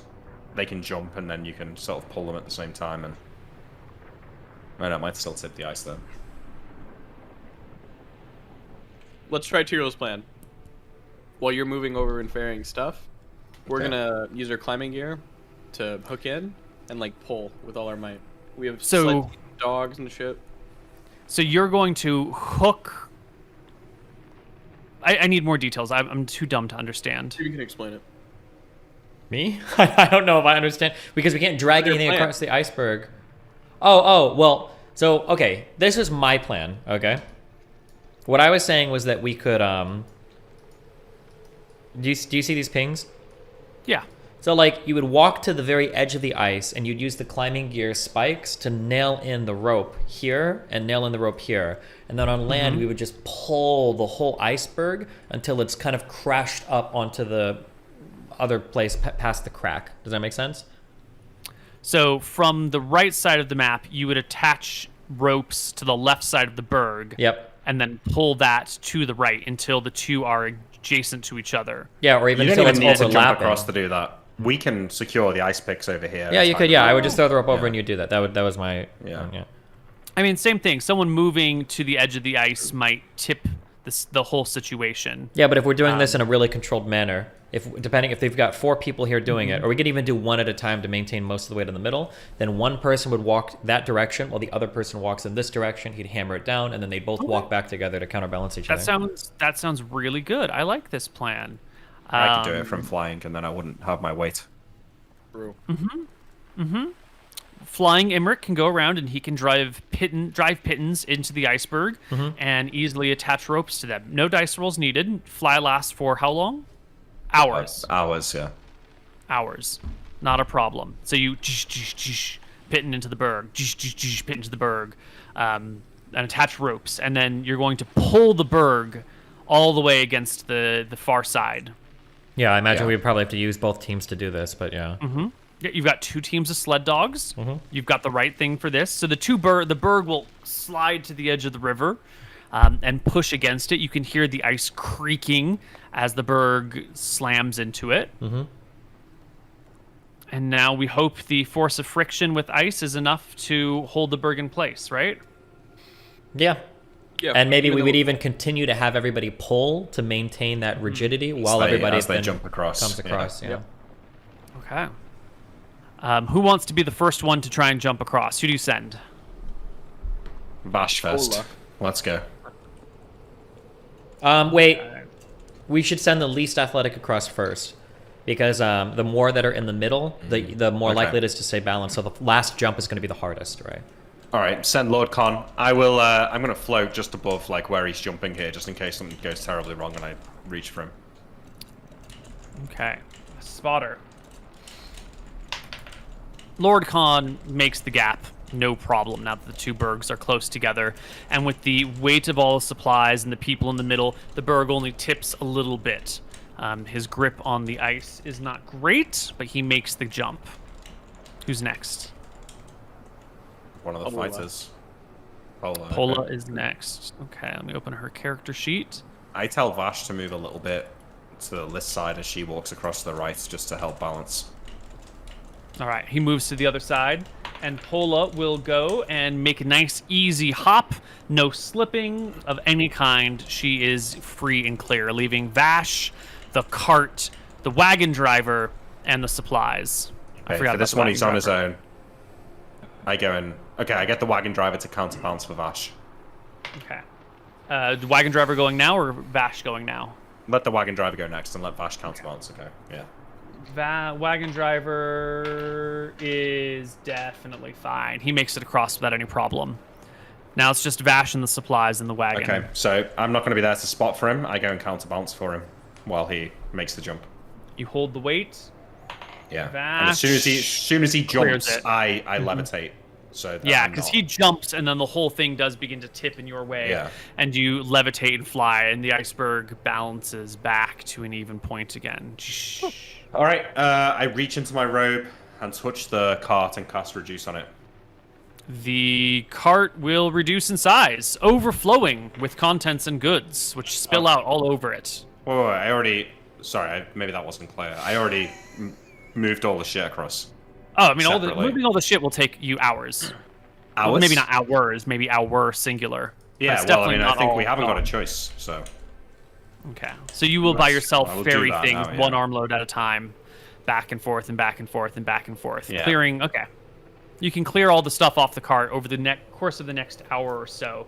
But while we're doing that, I want to talk about what else is happening, because you're here at the town. There's a whole bunch of buildings. There's streets that are going through. None of these buildings are like covered with snow. Like the rooftops are covered, but you can still walk the streets and find doors and windows and openings and whatnot. This is a town that could be explored if you wanted. What's going on with the people and the dogs and everything else while Imric is ferrying goods? Are you exploring the town? Are you leaving it as far away as possible? We're Are waiting. you All of seeking us are here shelter? holding down, waiting for Emmerich to get everything across. We're not going to split up. Okay. All right, Emric, you've moved all the supplies. The sun is beginning to set at this point, though, after all this nonsense going down. Yeah. What do you do with the cart? Reduce it, and then I'm going to try and carry it Spell or scroll? from the robes. Ah, from the robes. Not a problem. The cart reduces in size by, what is it? 93%, I think. Okay, and then you should be able to pick it up 92%. and Yeah. drag it behind you. Yep, and then I will re-put on my my armor and stuff like that. And get the other guys to help me put everything back on the cart and fix everything up or whatever. Well, that works. That was much more quickly defeated than I had hoped. Well, what are you gonna Really do? looking forward to this encounter. That's magic for you. You should have just said that my fly spell failed. I should have, but I gotta be loyal to the dice rolls, man. It's Yeah. unfortunate.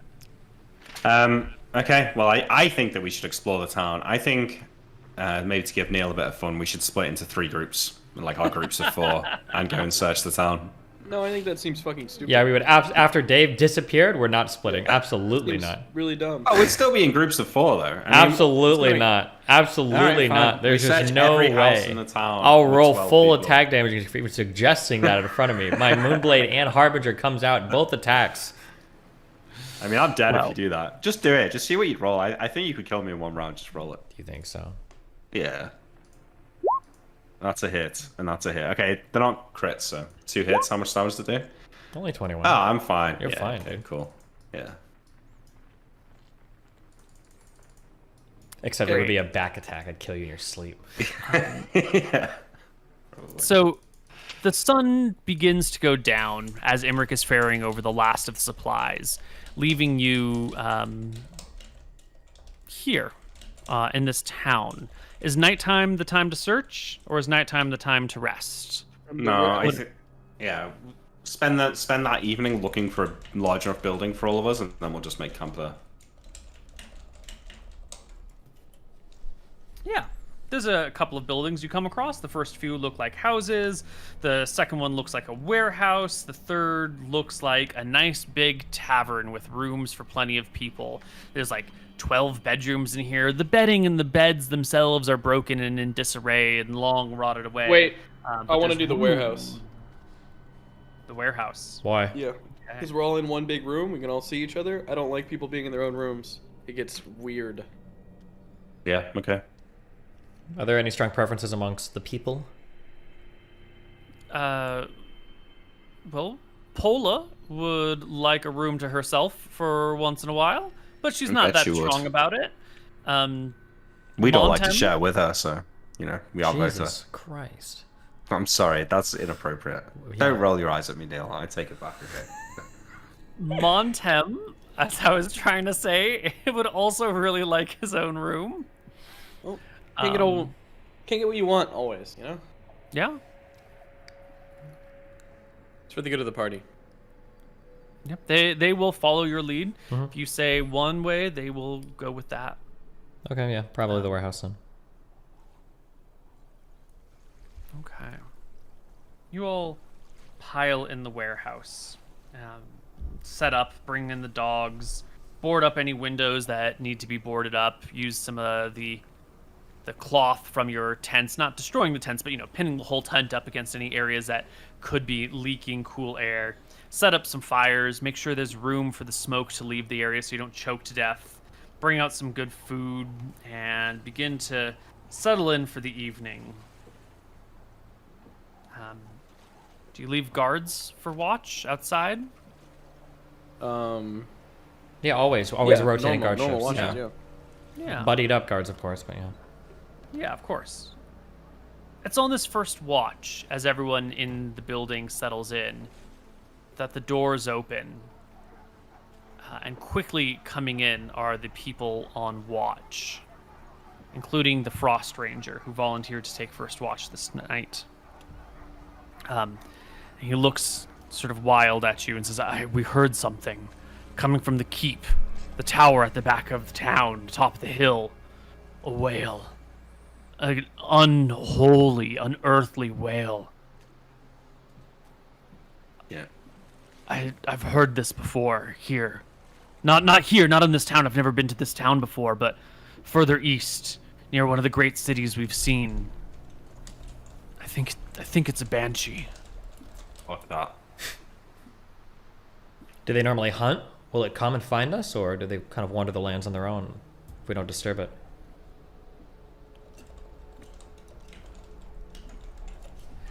They have avoided powerful creatures. They avoid dragons, for example. But they do tend to come after men, people. They have what do you call them? Haunted spirits doomed to live out their life in hellish conditions. They despise or hate. If hate is a feeling they can feel, the living, and seek to destroy life. Not eat it, not consume it, just destroy it where they can find it. If she knows we're here, she may come for us. Will probably come for us. I consult my my monstrous manual. Did you bring it on this trip? Oh, I mean, Almost certainly. Why almost don't you give certainly. me a check? Because you've read the monstrous manual. Yeah, okay. Wait, why would we leave that? There we Oh go. my Easy. I pass it. All right. I want to find out, Neal. I'm just going to check that you can tell me otherwise. If you can't hear it, does that make you immune to its scream or not? The wail of the banshee is what kills you. It is a save or die effect. Did you understand what he's asking? It doesn't say anything about whether you've got to hear it. It sounds like it's just a Like if you just were an effect. deaf, or if you I had mean, like it's- earmuffs, would you not take damage or whatever? Earmuffs probably wouldn't stop you. If you were truly and honestly deaf, you probably wouldn't hear it. Wax in the ear, though, might work. Wax in the ear might work. That might translate to a save to your Advantage. bonus to your save of some kind. Depending on how much wax you have on hand. How much wax do you guys bring? Well, do the infinitely burning candles drip wax or no? They do not drip wax, but you could destroy them. They are We have made so of many, wax. We could destroy them, yeah, easily. How many miles away is that keep? Which keep? Where the banshee is? The tower. It's within the bounds of town, less than a mile away. Banshees can sense the presence of living creatures within 5 miles. Then it knows we're here, says the Frost It'll be Ranger. coming for us. Could kill all of us if we let it get the jump on us. Really, all we can do is hunt it. The Frost Ranger quickly goes back outside to keep an eye. Is this a magical effect, you'd say? Yeah, it attacks at night. It could be coming, like, now. I have protection fact, for magic scrolls. And Or a didn't we get potion? some protect from magic potions? I think it's a potion. It yeah. was 2 of them, I think. There's 2. One of you could drink the potion and go and kill it, I think. How long do they last, do you think? Potions usually last 1 hour usually. an hour, yeah. more or but less. it could be very. Also, how do we know if the potion has taken effect? True. Well, I could test Anton's it. gonna pull out one of the candles, and he's gonna... Do we really not have any real candles with us? It's all magical? I don't think anyone brought any non-magical candles because you have. We all only the- had we only magical had one magical candle when we got here. So I there's a assume decent we chance would have we draw brought some. mundane candles due to the fact that we're in an area where magic is fucky. Okay. Yeah, Yeah. that's fine. You've got a handful of mundane candles then. I honestly think the also safest in the thing money. to do is for one person to go and kill it. Wax in the ears, drink the anti-magic potion, and then just go and slay it on your own. It'll probably come out to fight you. It won't be able to beat you in a fight without its magic. It'll probably try and run. Who's the best person to do it? Either Tyrael of you with Cloak two. of the Cheetah? I can fight and kill. Yeah. Yeah. I think And the Anton ring of seeing would do might it, help. but I think you're the best. Okay. Do you read scrolls yet? That doesn't come from. I think. How does it work? The door kicks open again, and in comes the Frost Ranger. He's pale in the face. He steadies himself against one of the crates laden with supplies. I hand Tyrael the potion. He Yeah. shakes his head. There's something else with it. Coming out of the front of the tower gates. A knight, all in black, glowing red eyes. A death knight. Holy shit, that is a I bad think it's a fight. death knight. I think we have to run. I think we have to run right now. Every man for himself. No. Flee Have back them- the way we No. came. No. Tyrael, slay the a banshee, death blow the knight. whistle, and then we come. It's a death. I'm going to drink the. It can. Wait, hold on. Tyrael, should I come with you? Fight the Death Knight as you fight the Banshee, and then we both take him? Both of us. I hand you the magic No, potion. none of you can take a death We knight. both he drink. says. I'm drinking the anti-magic potion. Okay, Give- do you want me to drink one too? Yes, I gave it to you. Okay. Drink. Anton drinks Imric, as well, talk some sense into these and we're men. gonna start going. Hold on. Is there a It way to can kill test? with just a word. Is there a way for us to test? Can somebody cast a spell on us to know if the anti-magic potion is working? Imric. Yeah. I will cast some sort of spell at you, but what? I guess I'm probably not in my armor since we're making up for the night. I'll put my robes on and try and cast Enlarge on Tyrael. Is no one listening? We have to flee. It's a death knight. It can kill with a word. It can throw a fireball. Powerful. Can more I just powerful than any scream at this wizard. guy? Shut up. As He we. falls silent. You have to kill a banshee and then whistle, and I'll come and help. Right? Yeah, we're gonna need you and Lord Khan. Yeah. Does an anti-magic? Will this even protect us against the banshee thing? It should, right? It's magical, but we'll also put the wax Wax in in. the ears. Why are we doing Yeah. both? Why not? Okay. We need that. We need the anti-magic just in case Okay. against the Death Knight as well. Apparently, so Yeah, it Okay, can cast we- Power Word Kill, so don't we fail put saves. wax in the ears and we go. There's no save on power word kill. But the well, anti-magic thing, we should assume, because that's magic. I know. Oh, fuck. Can I read the thing for Potion of Anti-Magic or not, Neal? Yeah. Yeah? Yeah.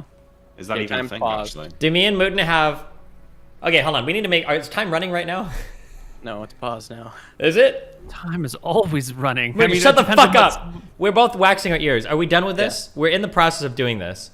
Okay, so you can't talk to each other anymore. Good. Okay, we've waxed one ear so far. Yeah. There is no Potion of Anti-Magic in the book, so... Okay, Okay, potion of protection from magic, bonus to saving throws. Bonus? +5 Oh. to saves. okay, It's the wait, hold potion on. of protection from Bonus magic. is very different than That's Yeah, very yeah, good. yeah. immunity. Okay, we need to reassess our position here then. So we're just going out, and if we roll poorly, we die. No, I don't want to do it. The Death Knight will kill you without save. Yeah. Well, Wait, what were these called? These were called potion of protection from magic. Potion of protection from magic. Bonus to saving throw against magical effects, +5, and all magical effects are halved. Duration, magnitude, etc. I don't think the Death Knight can kill us, right, with Power Word Kill because we're too high level. Let me check the spell. I don't know. Is that cheating, Neal, for me to read the description of Power Word Kill? You mean, Well, I in chat, wouldn't know this. what would you know about it? Famous spell, isn't it? It's a famous spell. An Arc Somber, he studied with her. That's like a. You should know this. Well, no one can. I mean, no one can cast it, so Yeah, but it's tough to say you'd know a lot about it. But I But won't you read might it have- if you. Yeah. Give me an int check. Okay. Yes, you have 25. heard of legends of people with this most powerful spell. And so let me just tell you what you would know then. Okay. When the power word kill spell is uttered, one or more creatures of any type within the spell's range and area effect are slain. It can either target one creature of up to 60 hit points, or multiple creatures with 10 or fewer hit points to a maximum of 120 total. So it can't kill Tyrael. Is it Is current it 60 or is it max? maximum? Well, because my current is 60. Is it at or below?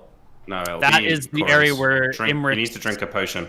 knowledge Just, will it's fail. not Okay. worth the risk. Drink. Yeah, sure. So I'm gonna drink a healing potion. We didn't drink the anti-magic potion then, right? Since it doesn't do anything No. for us. Well, if it's not gonna do Yeah. anything, then Okay, Koibu, does it work? Yes, it works. It is 3d4 plus 4. 3d8 plus 3. 3d8 plus 3. 25. Okay. Fucking nice. All right. the issue is Tyrael- Anton can't go now, so he's gonna. No, have to fight a Tyrael's got to Banshee. go on. He's got to fight both on his own. Well, I don't even. Okay. Here, take the gold dragon. I don't think this is a good idea then. I mean, what's the alternative? We actually can't run, so it's Can we within really 5 miles not? of its lair. Well, if it's coming out now, can we really mobilize in time? I mean, it's probably almost here. Do I need my ring of free action, or can I use 2 rings of protection? I'm looking at Imric for what you know about this monster, because you have encyclopedic knowledge of. Okay, ring of free action remains on. Yeah, I think that's better. As we're preparing, I'll tell everybody to get as far away from the door as possible. Maybe there's like a rear entrance so that if these things come bursting to the front, they can all run out the back or something, if that's possible. And I would like to keep one person, well, ideally the Frost Ranger, just peeking his head out the front so that we don't Hear get me out. surprised. Okay, Koibu, did you hear Frost that? Ranger. Yeah, I hear you. Okay, The Frost Ranger. Fireball. He can throw a fireball greater than that of any wizard alive. If we're in this room, he'll kill us all. Just okay. We'll lean out the front and make sure he's not coming. I Frost will. Ranger goes I'm back wearing outside. the robes. I cast rope trick. I don't know how Yeah. many people can fit up it, but I'll fit the most vulnerable people up the rope trick. I have a protection from undead. Maybe you can't Scroll. cast it. Oh, a scroll. Roll. Let's see. Rope trick can hold 8 people. Okay. The carriage drivers, Lord Khan. Okay, so wait. We're putting shit in our ears for the Banshee, and we're staying here to fight it? That's the plan? No. Maybe wear your ring of fire resistance as well.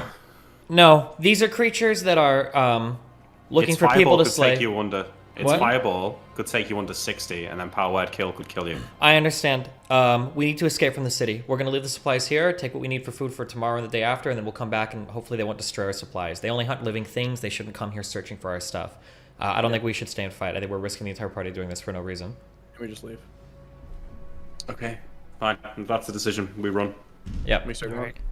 You grab tents, you grab food, and the party escapes out of town. The dogs come with you, barking all the way. Why? They're Because fucking they're dogs, trained that's what they sled do. dogs. They should be able to keep their fucking mouths shut. No, sled It's not dog gonna bark matter all anyway. the The fucking thing can time. sense us. It's not. It doesn't matter. Fine. Okay. We need to get 5 miles away. Okay. I mean, we can head out of the city. We should be able to move much faster than we did prior because we're not waiting on sleds or anything right now. So. You will go as slow as your slowest party member, which is Jack. He moves at half movement speed because he's a dwarf. He moves at slower movement speed than either the Death Knight or the Banshee will. He is single-handedly endangering the whole party if you keep pace with him. Which with who? Jack, the dwarf. dwarf. And his problem. Are there boots, magical boots we can Move at put? great speed. 6. Can either of I us just- do we have like magical sandals that increase speed or something? Yeah, okay. I think- give him my sandals then. I swap shoes with him. All right. You pause in the snow to kick off his shoes. They won't fit you. You'll have to walk barefoot through the snow. Wait, how much does he weigh? Jack? Yeah.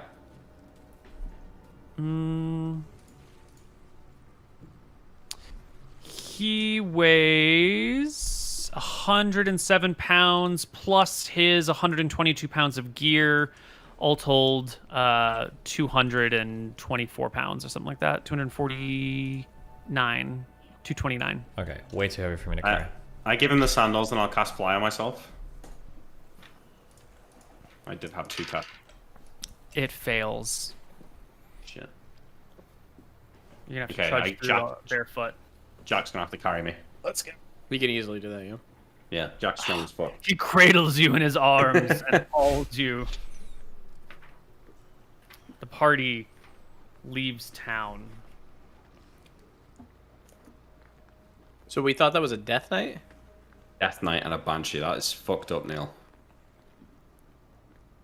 From your distance out of town, you can see the red eyes of the Death Knight, having made its way to the edge of town, gazing out at the retreating party. And after a pause, it begins to walk after you. Oh, shit. Do we see these eyes from 5 miles away, or do we just see him kind of like trying to keep pace it's with not us? 5 miles away because you can't get 5 miles away before the Death Knight gets to the edge of town. And it's, an otherwise dark night. Clouds overhead, but you see this pair of burning red lights at the edge of town. You're maybe 3/4 of a mile, at best, maybe closer to half a mile from town when you see the Death Knight there. And it walks towards you. Is he walking alone, or is the Banshee with him? You don't see a Banshee, but they're sort of transparent, and they're far away. You can only see the Death Knight because of the burning red eyes. As we're continuing to walk, we can comfortably keep pace, right? Yeah? You can keep your pace. The speed of the Death Knight, it should be around human pace. But, Okay, but I'm just saying he's one not like... person is usually can usually catch up to a group of 12. The group of 12 will always go with someone will lag behind. A group is always slower than an individual. Okay, I say to Imric, does the Death Knight have some supernatural way of finding people? Hang on, let me consult my memories. Okay. I don't think so.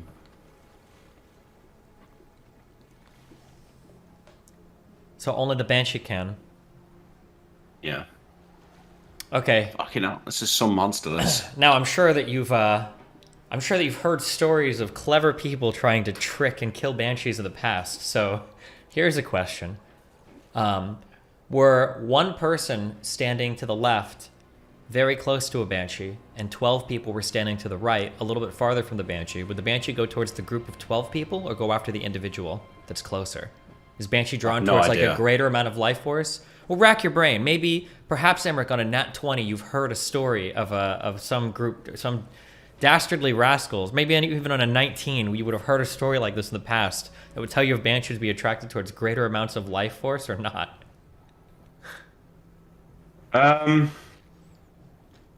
Keep moving. He's hustling as we're thinking. We're I'm still thinking, moving. yeah. Okay. Well, I'm being carried, so I'm... Oh, okay. I'm Yes. thinking as I'm being Think- carried, yes. you know. Okay, I tell you what, though. I do think that a Banshee can't use its scream during the day. We could hunt it during the day.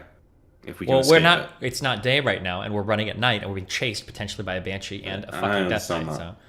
So we're at an issue where if I think we might literally have to just all of us turn around, like split up a bit, and like do like a big attack. Okay, And accept that people are gonna die. here's where I'm at. Okay, Anton. I look No, to Anton. that's- Okay. Disaster.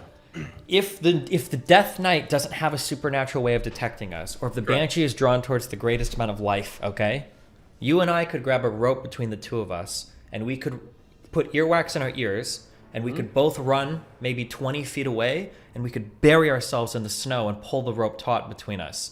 And then as the Death Knight crosses through the snow, when we both feel the rope tug, we come up from the snow, and we both get a surprise attack and charge him and attack from behind, and try to kill him before he gets a fireball off.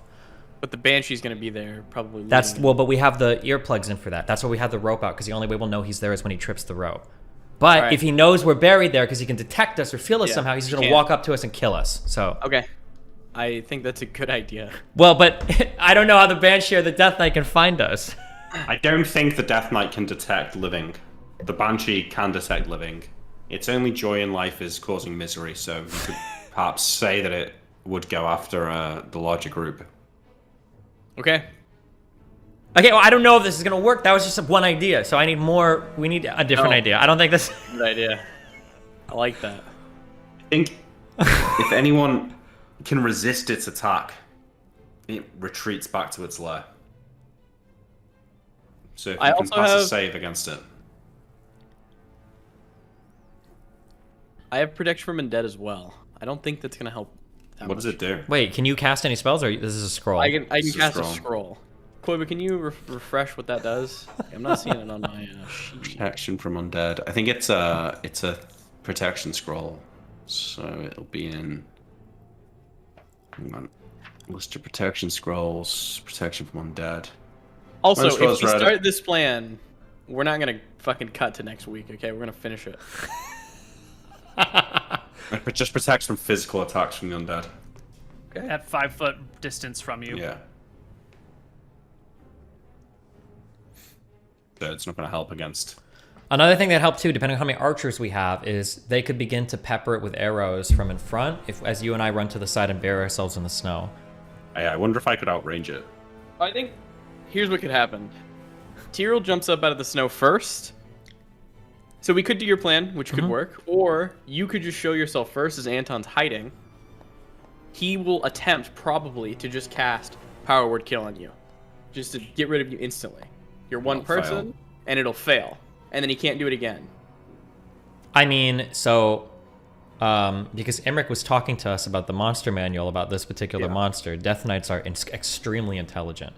And anybody could tell with just a glimpse of Tyrell's glorious body. Not necessarily, because you've got unnatural health with the Constitution. True, that is true. Whatever it is. So then it comes down to if Koibu will make him try to cast that, or if he'll just cast something else. I don't think he'll cast Fireball, because there's a huge group of people. We need to make sure that the group is away from range of Fireball, because it will kill everyone. Correct. It'll do 70 damage on a failed save, which will kill everyone.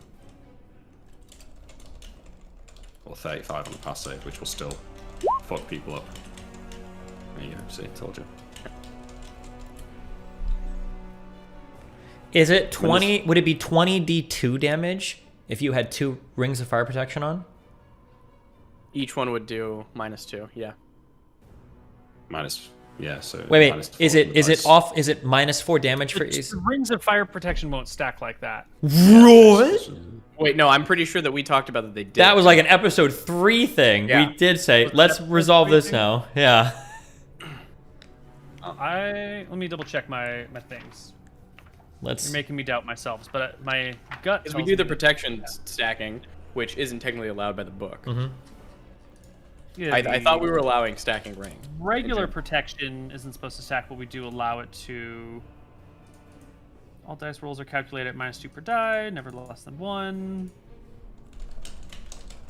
Well, 2 walls of fire won't double the heat against you, so I imagine something that just takes 2 off the top for, like, fire resistance you have. You can get multiple sources of fire resistance. You can have Ring of Fire resistance and a Protection from Fire spell, and those will stack, or a Potion of Fire resistance will stack with a ring, but 2 rings won't double the effect. Could we just, like... No. If we shoot arrows, we're not going to be able to shoot and move, I'm assuming, right? I can do that. You can do that. You can shoot and move at half rate and half movement. But if I can do a full move and make an attack, or a half move and make all my attacks.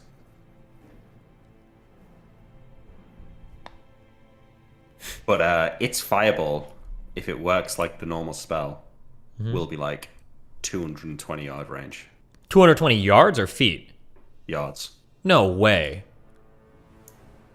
Yeah, it's 10 yards. I don't think he's going to use the... Well, I don't think he would use a Fireball versus one person. Why not? As someone who's played a wizard, I would never use my Lightning Bolt or a Fireball for one person. I'd use Magic Missile or Power Word Kill. And I think Nick would say the same. Yeah, but it's not. It's just a waste and stupid to use it versus one. Yeah, if it knows it's a big group, it might not. But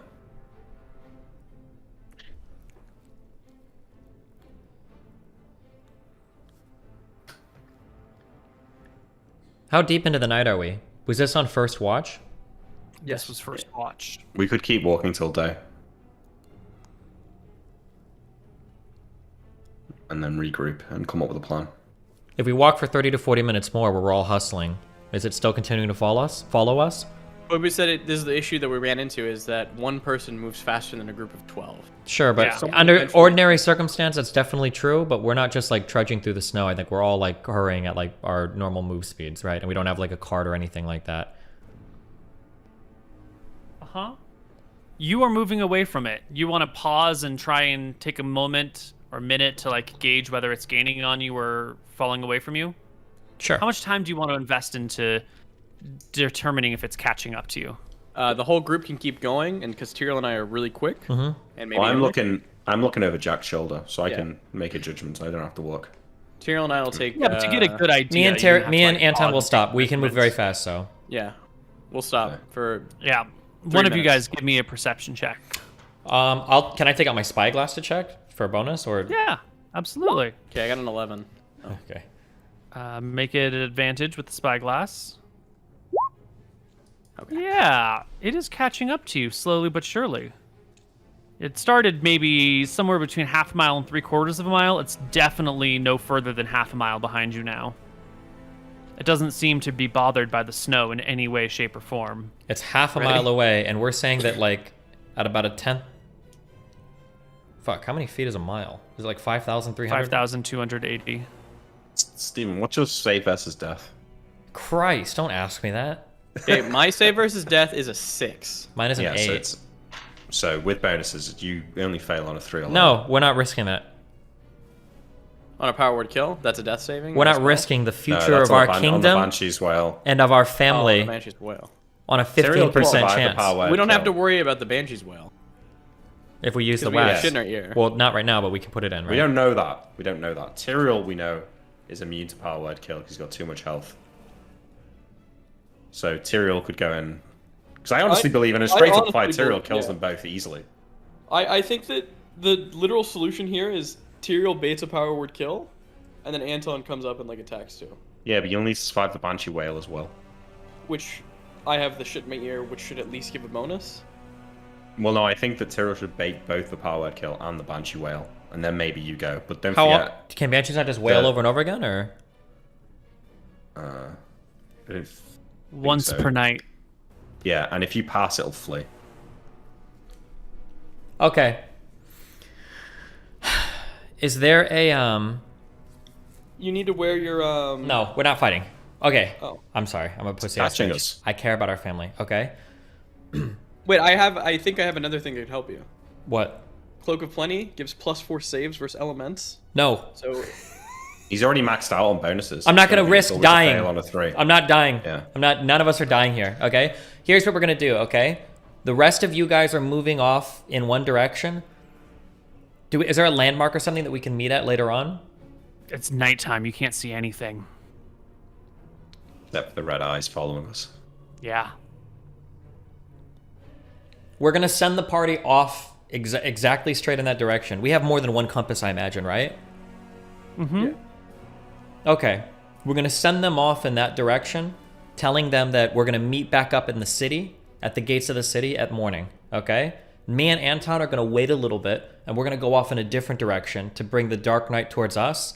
And then once we feel like after maybe 30 minutes you guys have cleared enough distance, we're gonna speed up and outrun them because we can do it on our own, but we need to pull him off That's of you smart. guys. Okay. Yeah.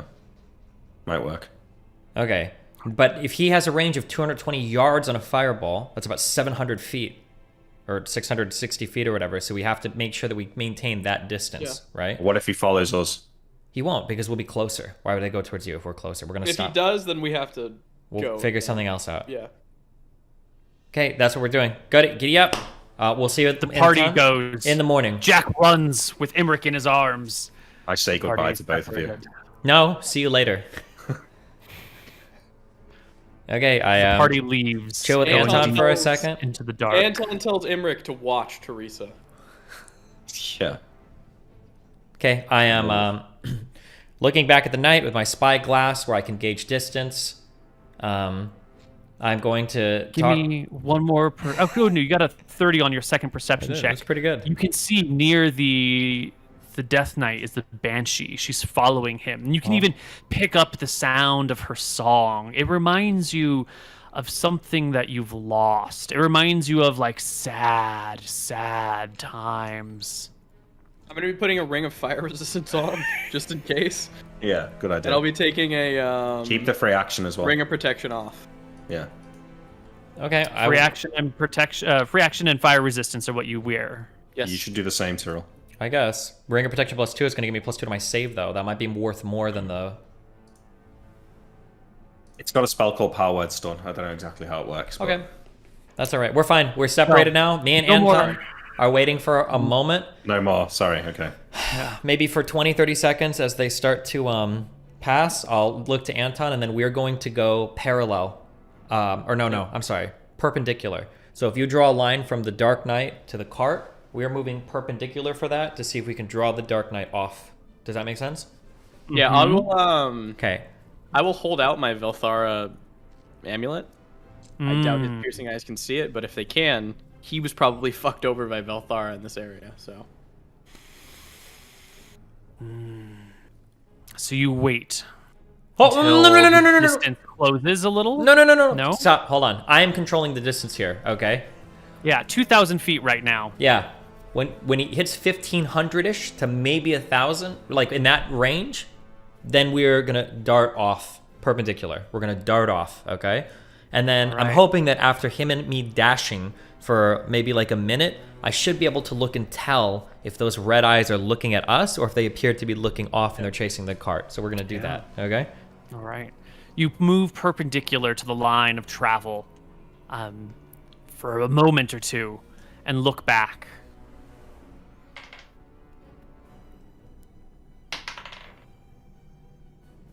The Death Knight has turned and is coming after the two of you. Oof. The Banshee is with him, and they stalk after you through the snow and the dark and the cold. Okay, I nod to Anton. I just hold with my spyglass. When it hits about maybe like 1,200 feet, between like 1,000 and 1,500, I imagine I can't tell he's 1,252 feet. But when he gets in that range, then we're going to continue off in a straight line away from them, with both of us moving at our max speed. Mm-hmm. Well, you can wait and bait and then bolt and easily outrun the Death Knight and the Banshee. You put space between you, and they follow. But the space grows and grows until eventually, when you look back one time, you do not see the burning eyes of the Death Knight. Can we make out anywhere where they would have been in the snow? It is dark. See what the moonlight's like.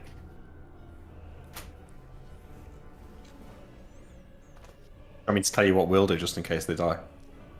Or we don't meet back up with them.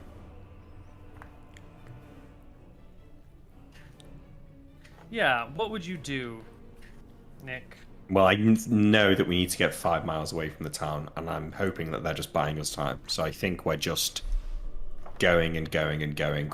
I think we keep moving until morning. And then look to meet back up in the town in the morning. That's what Tyrell said. Obviously, if I see the Death Knight chasing me, then let me know. Okay.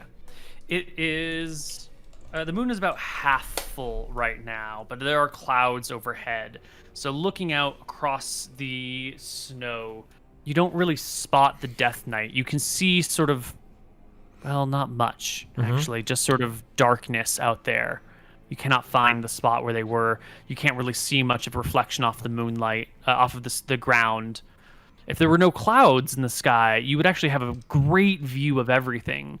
But the clouds above really sort of blot out any sort of reflective nature on the ground. Okay. Then I tell Anton, I say, so long as the Death Knight is approaching us, you agree we should be able to see its eyes in the distance, yes? Yeah. I looked from where we ran. Are our tracks very easy to make out now at night? That we Very close to you, your tracks can be made out, but once they get beyond a few hundred feet, you can't follow them anymore. Okay. Could we run towards, since we're checking back so often, can we run towards the last place we saw the Death Knight to see if we can find its tracks? Or do you think that would be an impossible feat? Yes, okay. You can absolutely head in the direction that you saw the Death Knight in last. Okay, I say to Anton, there's two things that could have happened. Either the Death Knight could have walked back to the city, or the Death Knight could have turned and he's walking back towards the rest of our party. I think we should check its tracks to make sure that it's not hunting our party down, and instead it went back to the city. Do you agree or no? Could just be also going in the same direction that we lost it in. But you don't think we can see the red eyes anymore? We probably can, yeah. Let's check it a little bit. You have your spyglass. We can maintain distance no matter what. Okay. Let's think for I a agree moment. about the Banshee, though. Well, it seems they're traveling in a pair, yes? It seems. I could She hear could've the Banshee broke off, song though. before. I can stop for a minute if you'd like, and I could listen. Yeah, listen silent. Listen closely. I feel like I hear the song of a Banshee. You do. You can hear the distant sound, the melancholy sadness, reminding you of not just sad times, but like bad things you've done. Quickly coming to memory are the things you regret in life, the memories that you're ashamed of. I'm ashamed of Anton agreeing to has come to Glacia. No. I communicate to Anton. I still hear the Banshee, but I can't see the Death Knight. That's good. Well, Could kill the Banshee. I don't know if we could kill the Banshee. And I don't know if the Death Knight is trying to do something sneaky. I believe when we were back in the town, Imric told us that a Death Knight is probably guarding a certain area, right? Do you remember him saying that? I don't remember that now. Whatever is in this town, if that's true, it seems like we can bait him out like this again and then send a few people in to extract whatever it is, or do you think there might be more as well? I have no I guess idea. we don't need to think about that right now, yeah. If we stand for a minute, can I hear the Banshee's song getting closer or farther away? It'll take more than a minute to judge whether it's getting closer or farther. Would you like to... I mean, clearly it's not going to teleport halfway to you. Yeah. Just listen.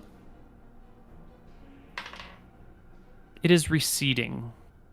Can I tell the direction? Is it receding towards the city, or is it receding off towards where the rest of the party went? The party went to your left. The town is to your right. And right now, the Banshee sounds like it's to your right. Okay. In that case, if we were all moving in a straight line and we ran off perpendicular, could we run up this way until we can find the tracks of the party and then follow them into the forest? Do a triangle? Yeah. Yeah. Okay. You can chase after them. Well, I'll communicate to Anton we should do that, yeah. Mm-hmm. Yeah, you'll have to... You can move in bursts and then go slowly. You don't want to miss their tracks anywhere. Yeah, sure. And eventually, the party can reconvene far from the town after hiking through the snow for a few hours late at night. Everyone groups back up together, heads down. Well, good to see you guys again. Yeah, that was a spirited jog we took out there. Did you manage to draw it away? We didn't see it once we left you. Yeah, he chased us for a while and then wandered back into the city. Well, we need to pass through this mountain pass, and we have to deal with these things in daytime. Mm-hmm. We have to deal with it today. We can't survive. We shouldn't risk another night. We can figure it out. Do Banshees only attack at night? Yeah. I don't know about Death Knights, but Banshees do. Do Death Knights wield otherworldly weapons? Do you think there's any armor or weapon that we can pull off its corpse if we kill it? Yeah, it's as far as I remember, the corpse of a paladin, an evil paladin or something like that, or a corrupted paladin, likely to have magical items. Okay. I wonder if the Death Knight would come out in the day, or if it'll only come out at night with the Banshee. It might. It probably uses the Banshees to track targets. Potentially. Okay. Well, then I guess I we're think just... this is where we end for the day. When we come back next week, the party can head back into town and decide what to do. Sounds Sounds good. like a plan. Good Gives me stuff. something to do on the stream for a week.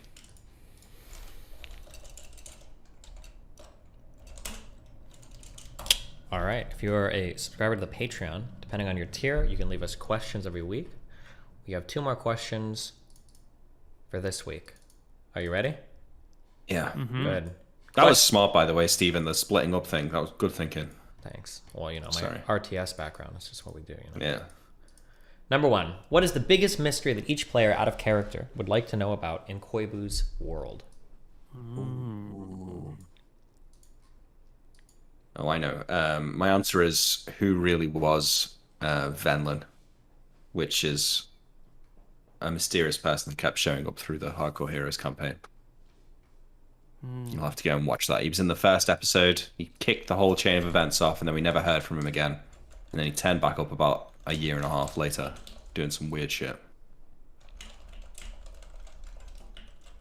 I guess for me it'd be the Count Vicious stuff. That stuff's pretty interesting still. Did I talk to the one? Is it Malchus?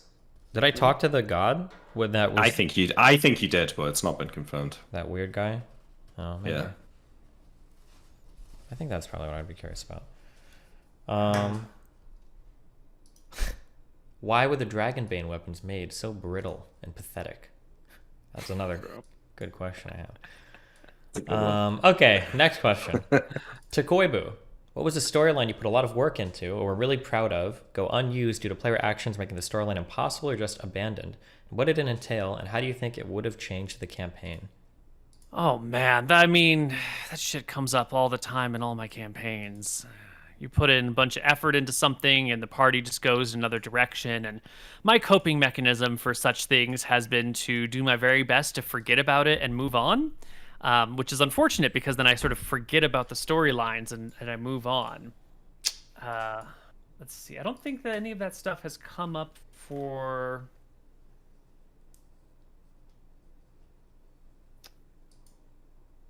There was something in Tombs of Scoria. There were a couple things I was going to bait you all with, but it didn't. But they ended up resolving differently. Hold on, give me a moment.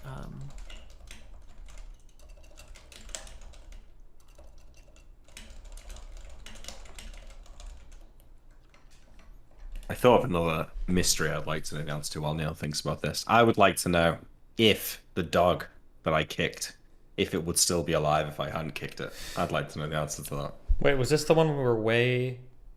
Yeah, it was when we were The blinded one? No, it was when we were staying with that woman at her inn. Yeah, way to the Tremors. east. Yeah. In Eridon, yeah, and it followed us out because Anton was trying to... I thought fly Anton with it or tried to something. blind it or something, didn't he? No, that was a halfling, I think. No, I wanted to keep the dog. I thought Yeah, he wants Anton to keep cast it. blind or something and blinded some dog That or was on a something. horse. Oh, it was a horse. That was it. Okay. Mhm. Wait, what happened? Do you still have the ability to talk to animals? What happened to that? Yeah, I do. He got bored of it.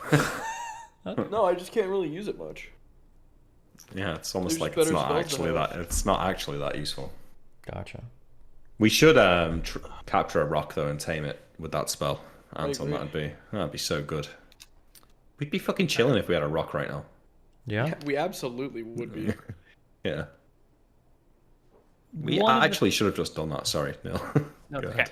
There were a couple of things in Solemn that I wanted to try and involve you in. There was a mithril mine there that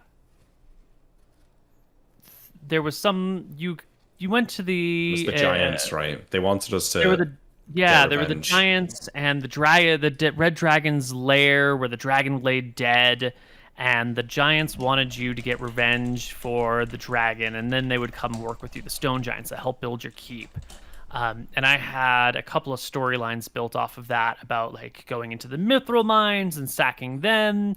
And then there was also a nearby keep where there were soldiers, and there was sort of like a bit of a fortress where all the people would have been ready to fight you off. And it would have been sort of like the high level players show up in a new area and assault a fortress that they don't really have any business assaulting, but just to get vengeance for these other group of people.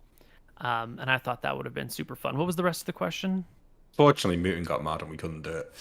If you I think that was it, yeah.